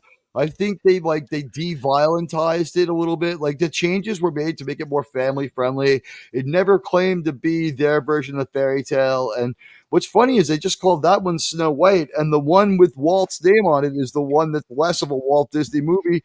And I will say this, Rachel Ziegler was right about Snow White. Everything she said about Snow White was true, but she was right about the wrong movie. Every single thing she said about the first movie was true about hers. Obviously, the problem is extremely dated, and it has a point of view that's very out of time and very much not for any audiences, modern or otherwise. And the freshness date of that movie was overrun before they even got to the point of starting to shoot it. And then, when when she made all those mistakes and said those horrible things, she still had a path of honor out where she was like, I was a lot younger then. Ha ha ha.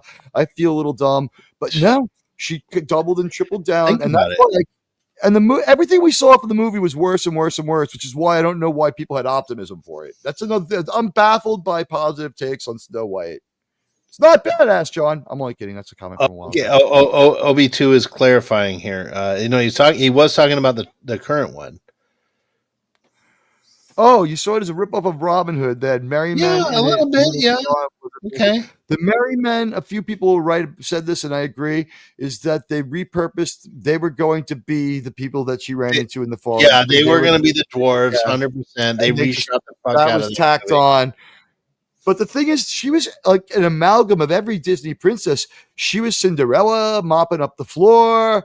She also had all those other problems. It was like a real drag for her to have to do what she did, and she had several other like Disney princess traits going on, including the Disney princess of Disney's version of Princess Leia, where she was stunning and brave and starts a revolution. That sequence where she overthrows the queen by co-opting the revolution that's already well underway and going to get rid of her anyhow, and that weird. Like that was not an ice knife, that was diamonds, because remember she was singing about diamonds and roses, so that's why that's what that dagger, the symbolism was just that shitty. And the thing was that the beauty and purity of Snow White shattered diamonds, the hardest substance on earth. It was so poorly done and confusing. I got it after I thought about it for a few minutes, but like I resented having to think about it. Yeah, I protest. That was not Trelane, and you've got to see how bad the Trelane from Strange New Worlds is. Oh God, I don't even want to fucking see it. Yeah, he's not a Q, by the way. I'm so adamant about that. It pisses me off when saying Trelane was a Q. No, don't you know he was not a Q. Few training wheels with that technology, Sean. No. Yeah, no, everyone knows that when the Q are young, they don't need not in technology. Voyager, the Q child did not need tech to do his thing. Yeah, you're just saying that because the cute child's mom was super hot. Too bad they put her in that Trelane was no fucking Q. I know it. It's fan fiction stuff. It's absolute. Q hadn't even been. The people who created Q. Okay, let's look at it this way. The people who created Q, I doubt were even born when Trelane was. No, the Star Trek book was what do you call it? There's only a Star 20 Trek years book before about Q. Trelane and Picard being put together. Oh by God, the it's a Reese Darby. Oh, boo! You know what? Fuck the Star Trek books. There's a Star Trek book where that's where not Martin Freeman, is it not? There's a Star Trek novel where who is there's a Star Trek novel where the Enterprise D crew encounters the fucking X-Men. I'm sorry, the books are not fucking no. Do they encounter the X-Men? Yes, it's a comic book where they encounter the X-Men. No, it's a novel. They made a novel out of it. It was horrible. Fuck the books are not canon. Okay.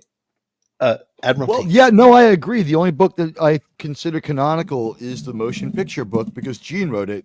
So even though Gene said the books aren't canonical, I think for his own book, stuff like there's nothing in the motion picture novelization that you would object to if you're a Star Trek fan. For instance, he clears up that him and Spock ain't fucking gay. Definitively. Does anyone want to say that that's not canonical now? We needed that clarified. Even in 1979, he needed to clarify. You know what the clarification was? Is Kirk thought it was funny that some of the crew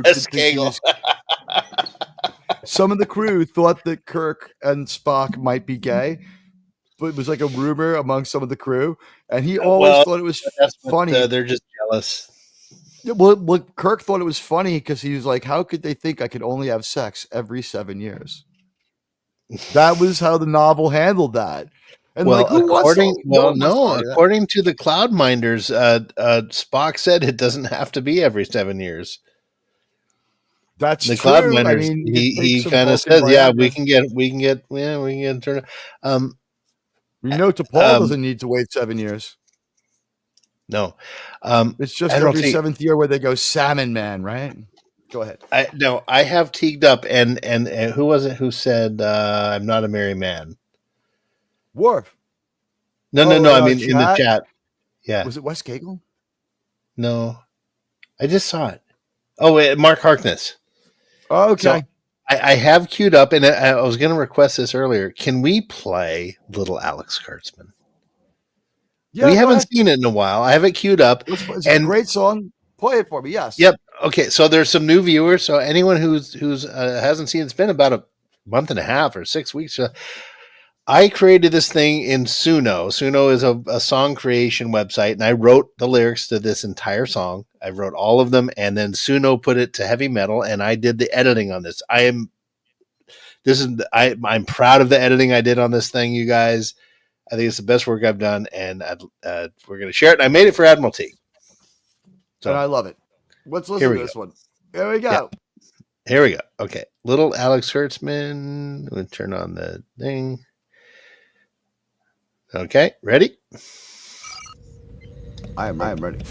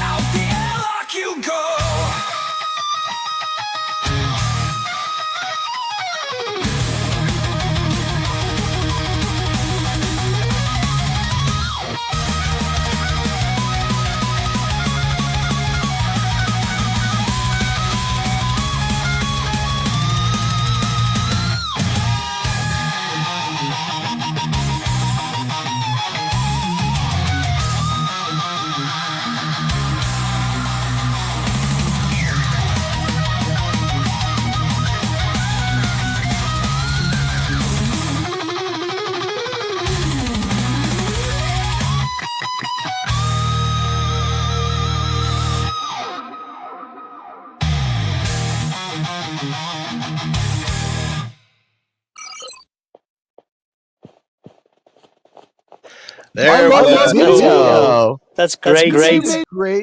Great video. I love it. Oh, thank you guys. Congratulations I see some cool on that. comments in there. Yeah. Yeah. Let's you know what? Let's get the rest of our chatters in here and get our comments. It did sound a bit like Steel Panther. We love you all. We've had a great time tonight. What's our next season 2 episode? And let's see what people would want more. The replicator or access to the holodeck. Oh yeah. Also, I'm curious what comes next. I think we can do another pretty girl episode. We have to clarify the holodeck will come with auto sanitation. Our next 3 episodes are and automatically Catwalk. deletes your browser history. The Riker has never been on this holodeck. It's yours. The next one is Catwalk, followed by Dawn. A solo mission goes wrong when Trip and an alien enemy are forced to land on the dark side of the moon. It's I remember that one. It's like Enemy Mine. And then followed by Sigma, Interspecies Medical Exchange Conference. Remember that one? And then Ceasefire. So we have a few good ones.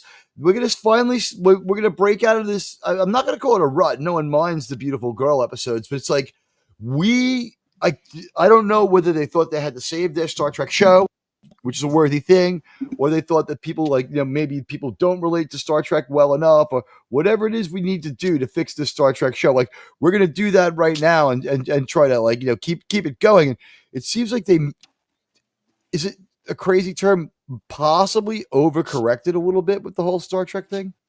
Maybe. I'm just watching the video again, like how you got you worked V'ger in there and everything, every Enterprise and every ship that Kirk ever used. We had dueling Klingons. And every drop kick video. Every drop kick. We got Genesis's Planet Forbidden, one of my favorite fucking lines. Oh yeah, I gotta admit, like that drop kick sequence during the mosh pit part.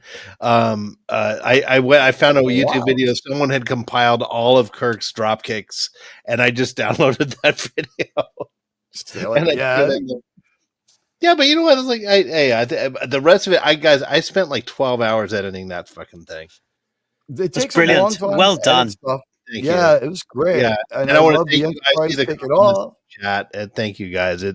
That was a work of love. I did that for Admiral Teague, and wrote the song, edited it, and like I love the speed, and it picks up at the end.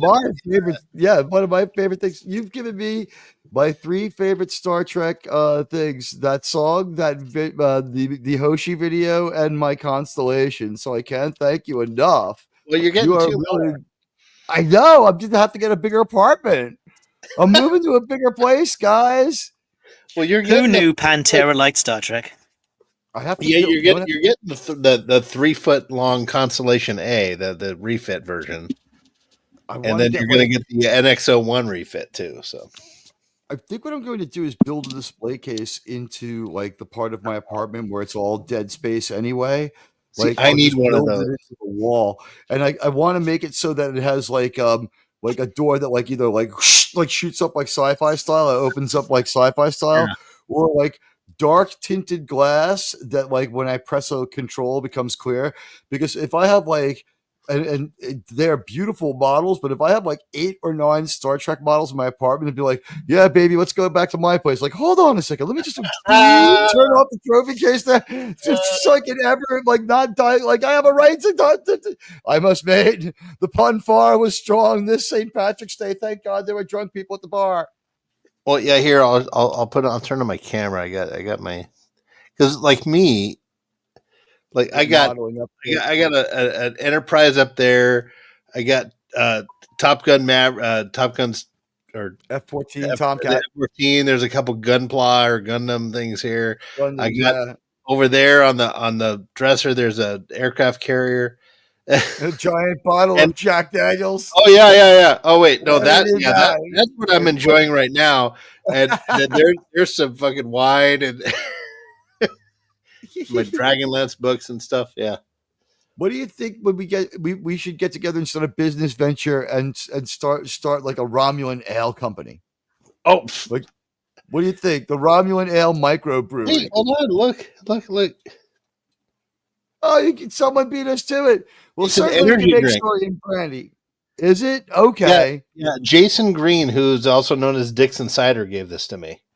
That's so cool. Hello, Dixon Cider. You have the best name on all YouTubers.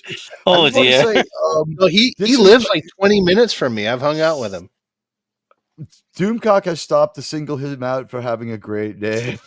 When Doomcock stops, he's like, and you know what, guys? It took me a couple of years for this one to hit me, but Dixon cider. Okay. I might be going. Yeah. He's like, I got it, but then like the more you hear it, the more you appreciate it. No, Jason, we've all heard of his cousin, Dixon Enormous. No, Dick, he's a cool guy. I actually might go up to I might be going to the Dallas Fan Expo with him in May. We're talking about just hey, let's get in the car and go. Is he gonna dress like his name and just like have like a giant vagina?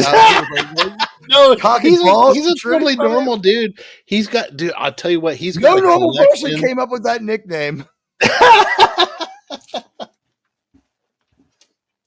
No, he's a cool guy, man. I gotta hang out with him more. I gotta go shooting with him. You know what? I am always looking to get another Desert Eagle, and I'm looking to dual wield on them at the range. You have one? Tell me, of course, I have a Desert Eagle. It's gold. 45. I had the same guy who made Saddam's make one for me. What? It's completely covered. I'm kidding. Saddam had like a gold Desert Eagle. No, you've really got the pair that Nicolas Cage had in Face Off. I have the one working phaser in the world. No one better make me use it. I use it to go to sleep at night instead of Ambien. I just it's a mild stun. Although Admiral, I'm going to share one more thing. There's something you gave me. I've got the T'Pol Christmas ornament. Oh, yeah. Yeah. That'll make your lights up. Look at that. When I my wife, she's like, "You're not hanging that on the tree." I said, "Yes, I am." Get over my backer. Like, when I yeah. Well, it's logical. Yeah. I got myself what do you call it? The T'Pol inflatable collectible. That's all I'll say. That T'Pol plastic ornament is made of the same material as her boobs. Thank God, by the way, in this season we've been showing off the fact that we took that weird, like, people were right. She was absolutely wearing a fiberglass corset season 1. There was something strange. And too many women called the way she looked weird and uncanny. And her boobs did look like they were laying on a tray, because they were. It's crazy. She's Peter so Venkman beautiful. Fanside's here, by the way. Hello. Vinkman's Girl is a great friend of the channel. Always Vinkman's Girl on X. Always is good at retweeting the show. And hey, look at this. Gamer 1745. Oh God, a Desert Eagle and a gold one. You got the reference. You get the reference. Now, you know what? I would like to have like the end of war German Luger that was a little more powerful. The upscaled one. I think they had like a more powerful one at the end of the war that they introduced. I would take that one. That would be my weapon of choice. Fight for my that, and like an M16, like dual wield. But you know what? If you're gonna have a gold Desert Eagle, mine. I've got 3 pieces of hardware that I need to clean. Oh, yeah. I heard that you're supposed to clean guns within 24 hours or they can become inoperable. No. Nice Fool was done dirty. You know what? For 1 minute, let's just talk about this for a second. Now that we know that Nice Fool was just him and his wife grinding a personal axe, it was already unnecessary. Now I feel it was kind of like panderingly boring and petty and stupid, and it led to a sequence that was only okay. That movie was the epitome of only okay. Like, their big statement for a whole year is, watch us make a movie that's only okay. We can do it. We can do it. We can not blow up on the landing. This movie's not blowing up on the launch pad like Multiverse of Madness. I love Wes Cagel's comment there, right underneath the one you're highlighting. You got 45, 47. So 47 caliber, right? But I've said this before, and I'll say it again. I said it when it happened. Once we knew he was safe, I was like, well, I think the election was just won by that failed bid to do away with the candidate from from the Republicans, and while everyone else was considering it, I was just like, the only thing I could say is, The only thing more epic is if he would have pulled out a Desert Eagle, popped off like 5 rounds, taken out the guy himself, put it down on the table, and just continued his speech. That's the only thing that would have been more epic. I mean, and one day we'll know more about that one too.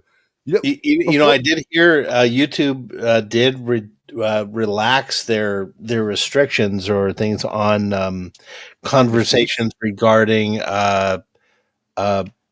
pew-pews, pronouns. Pronouns. Well, yeah, they relax it. So like if someone says they're a certain thing and you're like, no, you're another thing, you can say that now. And now I'm not going to test it here, but that's apparently that it's been relaxed. Gamer 1745 is always going to be right. He's on my channel recommends tab too. If you go on my page of my channel, you go down. He's done a couple of things with us. He did a presentation of Patton with me where we did like a commentary through the whole movie, and he just pointed out every historical anomaly, talked about every historical fact. And if you listen to him gaming, you're going to get some absolutely great like history stuff. And he just like off the top of his head, rolling off the names of the entire French Parliament. Exactly. You know what? It was so much fun. Thank you. You know, you said Patton. I'm like, I'm there. When the Carthaginians were confronted by 3 Roman legions, they would have lost if Gamer 1745 hadn't have had such a well-maintained supply line and used all his resources so well. And he also plays, is it Rolling Thunder, the tank game? He's awesome. I love Gamer 1745. Check him out. Thompson with a drum is still the best. Yeah, I guess if you set me loose on any battlefield ever, I mean, the only person I talked to who was really in a war hardcore said that would be my biological father, and he's just said, give me my M16 back. I'll fight with that. And my cop father said that he would never carry an automatic because he just preferred the security of a revolver. So that's where I'm at. So Sean, I'm just curious, you doing anything this week? Well, going on? Nothing this week. I'm gonna mow tomorrow. And then next Sunday, I get to go and watch the Dodgers play the Texas Rangers. I'm really excited about that. The Texas Rangers have a hot dog that's $34. It's called the Boomstick. This thing is like basically defying fate and asking for a heart attack. Yeah, $34 for a hot dog. How big is it? Is it bigger than your car? It's like 2 feet long. It's like 2.5 feet long. It's enormous. It's bigger than a child. I have a picture of the hot dog. Oh, do you? Yeah. I sent it to you, right? I sent it to yeah. Oops, that's not the one. But we can thank the members. Let's see. Image file. No, can't do it like that. I know how to do it. I sent it in my stupid brain. Yeah, my stupid brain failed me. Check it out. That's look at that. Look at that kid. Wow. Now at Yankee Stadium, that would be $134. It's $34 for that thing. And one of the guys I work with, he went up there and he goes, I ate the whole thing. And I bet he goes, there was 2 ladies next to me that said, you can't eat that whole thing. And he goes, yes, I can. And they said, if you do, we'll buy you a drink. And so he goes, yeah, I was sipping on a double shot of Jameson. Does it come with health insurance? I don't know if I'm going to get it though. My wife said, ew, I'm not going to help you eat that. So I don't know. You know what, Gamer 1745? Good luck with that kit. But the one thing I would say from you is a New Year's when you did that stream, just talking about like your outlooks and how you felt. We could use one of those like a month. You were a great live streamer. It was very interesting. I would love to hear that brought back. But I was more talking about rather than seeing the Dodgers, which by the way, I don't know if you know this, but they're my designated team to watch when there's no one else to watch because they come on at 10 o'clock in New York. And of course, unless I want to shell out, I can't watch the Mets or Yankees. So I feel like, it's like so much money. But this is the Mets and look at what Wes Kegel said about the hot dog.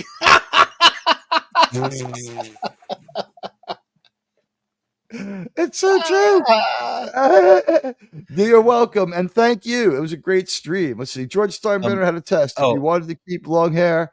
So So I propose a pronoun test. If a single individual can couch it normally, take 3 or 4 people up, downstairs, eat, I earn, they. Help me with this. I'm confused. I My have dyslexia no is idea. making me I'm insane. trying. I agree with the spirit of it. Phantom, if you can rephrase that, I'll try to read it. I agree. I endorse most of what you said, but that one I'm not sure what you're going for. It happens to all of us, by the way. It's called having an Admiral Teague moment. But yeah, this is a hell of a hot dog. I don't advise anybody to eat it. That feeds a family of 4. That okay. people in Cambodia I go their whole understand it. lives how to do that. I Okay, help me. understand Phantom Outsider's thing. So he's saying if one person can move a couch that normally would take 3 to 4 people, then you can be called they them because you have the strength of multiple folks. He just needed a comma. They them is like it's a plural. Yeah, you've earned only you've applied to earned plural. you've earned the plural. Yeah.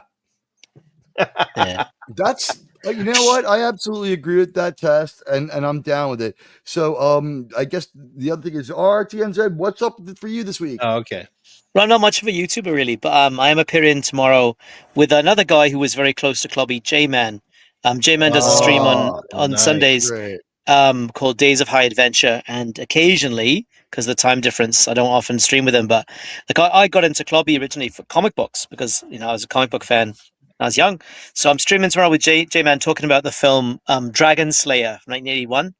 A really amazing film. Peter Phil McNichol. Tippett did incredible visual effects for the Phil dragon. Tippett did the Yoda.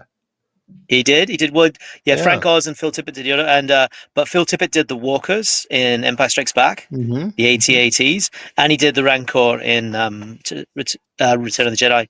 So yeah, that's me. And I think next weekend I'm streaming on Easter weekend with Luke, the Northern English Bastard, talking about season 2 of Miami Vice. So I've got a few things, which is surprising because usually I don't. But so those are all fun things I'll be talking about. Yeah. How about yourself, Admiral? What's coming up for you? What's coming up for me is let's see. Tomorrow I'm going to be showing up at a random time. And then let's see. Tuesday I'll be on, I guess, around 3 p.m. Eastern time, if all things go according to Hoyle, giving people in the entertainment voids, these terrible entertainment voids that people are faced with, from 3 to around 5:30 Eastern time on Tuesdays and Thursdays. I've heard you. I showed up there unannounced. And lo and behold, I did as well as people who go there all the time.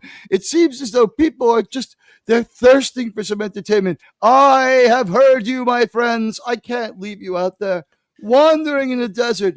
I will bring you manna from heaven. I also want to again thank everybody who's joined my community. You guys have been amazing to me. And there's one of them, my good friend Sean. And Sean, thank you so much for being here on the show and doing the panel with me. I thank all of you out there who have helped me. Since we're doing cams, where we are. Yeah, there we go. Oh, Let's all turn them on at once. Subway map for you. Hat on. He's got his subway map. Oh, nice. Yeah. Before we go, I wanted I put a thing in the private chat, but I want to ask because before people start logging off, and people in the chat can qualify. Do you guys want to play a little Pictionary? I'd love to, but I can't make it this week. Thank you for the invitation. Okay. Yeah, on the retro channel. Yeah, let's play Pictionary. You got invited. So everyone's invited. All right, I'm going to set up the stream. Admiral, keep talking. Do the giveaway. So I'm going to set it up, and I'll put a link in the chat. So all right, guys, here's what's going on. You hang out here, and I will entertain you with RRTNZ, and Sean is going to go set up Pictionary. And then what's going to happen is he's going to use his wrench to put the link here.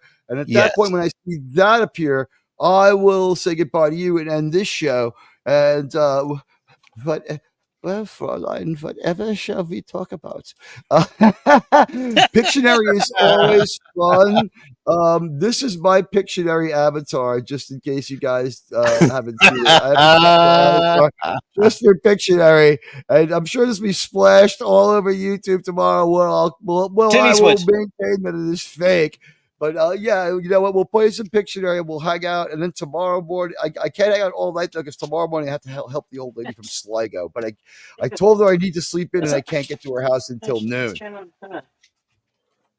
did you All right, trigger her? guys.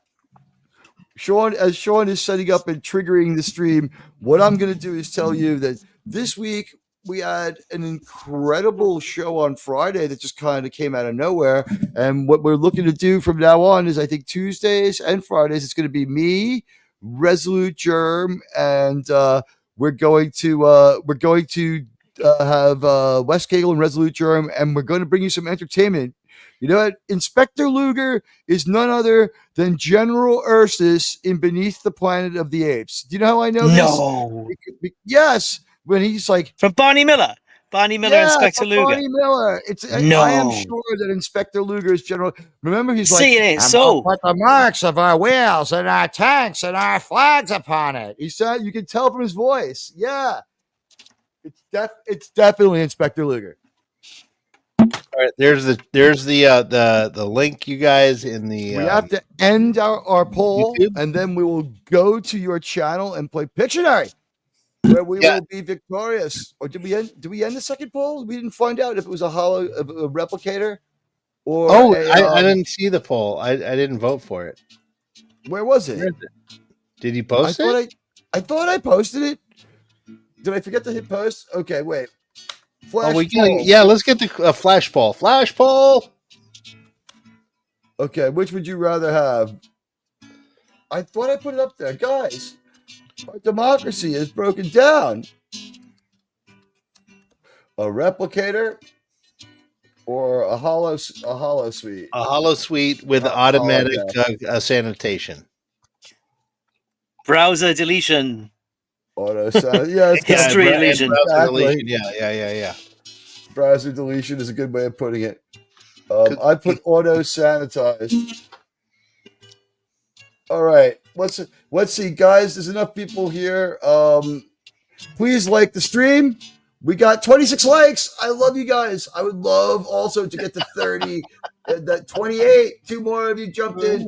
Replicator is early in the lead, coming out of the gate hot. Is Replicator with 1 vote to 2 votes now. 100% Replicator. Doesn't look like anybody's interested in the holodeck auto sanitize or not. I'm gonna clarify why I'm voting holodeck because I'm married. What goes on in the holodeck stays in the holodeck. In the holodeck. All right. So Sean, you're like you're watching TV one night, right? And your wife steps in front of the TV, and you're like, "What's the matter?" And she gives you the whole speech that Sylvia gives Captain Kirk in that what the hell's the name of the episode? I'm blanking on it now. With Sylvia, in Cat's Paw. And she's like, she turned into any chick. Do you freak out like Captain Kirk, or you're like, yes? Oh, dude, I'm throwing the remote in the trash and going, selling the TV the next day. It's like, I'll be having sex continuously for the rest of my life. I'll be like that scene in Family Guy when Quagmire discovered the internet. It's like, I'm just gonna go there. He comes out and he has the one huge arm. Yeah. You can tell he's left-handed. Seth Meyers, please come. Seth MacFarlane, please come save Star Trek. Please, please. Get the Orwell produced, for crying out loud. Yeah, already, please. The Tetrarch of Apathy. And according to rumors, it's on him. It's Fuzzy Door. It's Seth MacFarlane is causing the delays for the Orville season 4. Come on, Seth, you're our guy. He's holding up because he has to negotiate with Hulu, is bought by Disney, and he's trying to maybe get himself onto Peacock where there's more freedom. If there's a story behind it, maybe clear that holodeck browser and make sure it's self-cleaning. You replicate the money for the missus. You need no holodeck. Give her money to shop and get a sugar baby. Well, yes. You have. The only thing then you have to put up with 2 women. I've told this story before. My marriage was a nightmare. My wife had absolutely no tolerance for my girlfriend, and it's just like we've been dating for years. I don't know why she just couldn't. We're friends too, but whatever. She was a real bitch about it, and then the girlfriend was pissed about the wife, and it was like I had to get another girlfriend, and then she found out I was married and had a girlfriend, and I had 3 relationships, and I couldn't get any. It's like a Tony Soprano problem. It was like and I had 300% the headache. Don't get married. Don't get married. I've been married happily for nearly 20 years, so I can't complain. It works for everybody but me because I'm an idiot. I should have just married the girlfriend, and then I wouldn't have needed the wife. I could have made them both. It's just, guys, it's just comedy routines. Don't worry about it. I'm only kidding. I've never done any of these horrible things. I am a horrible man, but I didn't do those horrible things. We have 12 votes really quick. The Replicator beat the fuck out of the holodeck. It's a definitive. Not surprising. Go put the link in Great there poll, again, though. let's go play some Pictionary. Yeah, you know what? It's smokable. Don't tell Scotty R37. Oh! All right, I've sent a link to a couple of folks, Wes Cagle, and I sent one to Tony. RRTNZ, you said you can't participate. No, I can't make this time, but thank you for the invite, though. It's very kind. Tomorrow. Thank you, He's in the middle of tomorrow. Anytime, man. Anytime. Guys, what's that? Tomorrow? He's in New Zealand, so he's returned from tomorrow to be here. Oh, I thought you meant like I did the stream for tomorrow. I'm like, no. No. Didn't. We'll do the stream for tomorrow, the day after tomorrow, on our regular terrible schedule. It's only a day away. Go on, who's going to burst into song there? No? Annie? Oh. Tomorrow. It's I'll stream here tomorrow. It's only a day away. I want to take mushrooms and wow, 41 people. Wow, hello everybody. We could turn it into a karaoke too. Yeah, yeah, we could do that. But I want to see the Black Annie with a singing, dancing Cameron Diaz as Miss Hannigan. Yeah, but all the songs are hip hop. Are they? No. Oh, you saw it? Who No, knows, right? Annie is a tough play to watch. When I am so old that remember this. When I saw Annie, Annie was played by Sarah Jessica Parker. Wow. What? Yeah. Annie was played by Sarah Jessica Parker. Blaney was good. Is that the Porto version? Is that not the prawn version? See, I'm sounding like a Scottish person now. Jamie Foxx was good. Oh, Blaney. I get it. Yeah, okay, Blaney. I like Jamie Foxx. I have to give credit to what do you call it, to the Gourd King for this joke again. The Minecraft movie made me hate block people.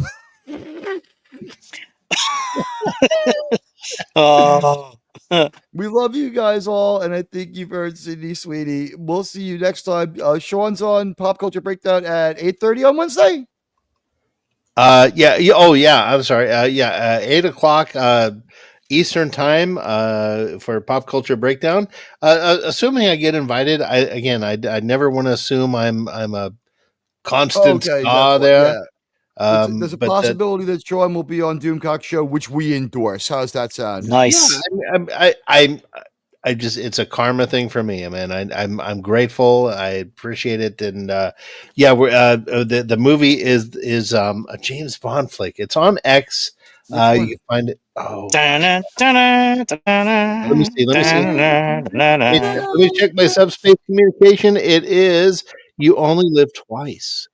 Ooh, pretty good. Nancy Sinatra. Pretty good one. You're gonna like it.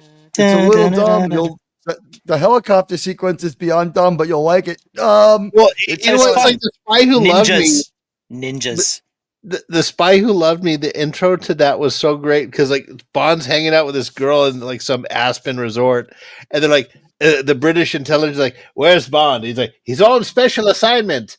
Like, well, tell him to pull out, and then the next scene he's in bed with a girl. And she's pretty hot. She was like a model, like a big model at that time. Yeah, we have to promote I don't want to get out of here without helping out smaller channels like Overlord TV. Oh, the critical drinker could use a hand. He's real up and comer, I think. Yeah, I think gonna break 1K any day now. Too, yeah. Critical drinker is, you know what? I if he keeps doing what he's doing, I think that he's going to be pretty good. And I heard this band today, Wings. I think if that guy got a co-writer, he could go somewhere with that music. But that's just me. Anyway, I think you guys are the best. Next week, we'll be back with another exciting episode of Star Trek Enterprise. I'm Admiral Teague. And for my guests, have a great night. We love you all. Thank you. See you back.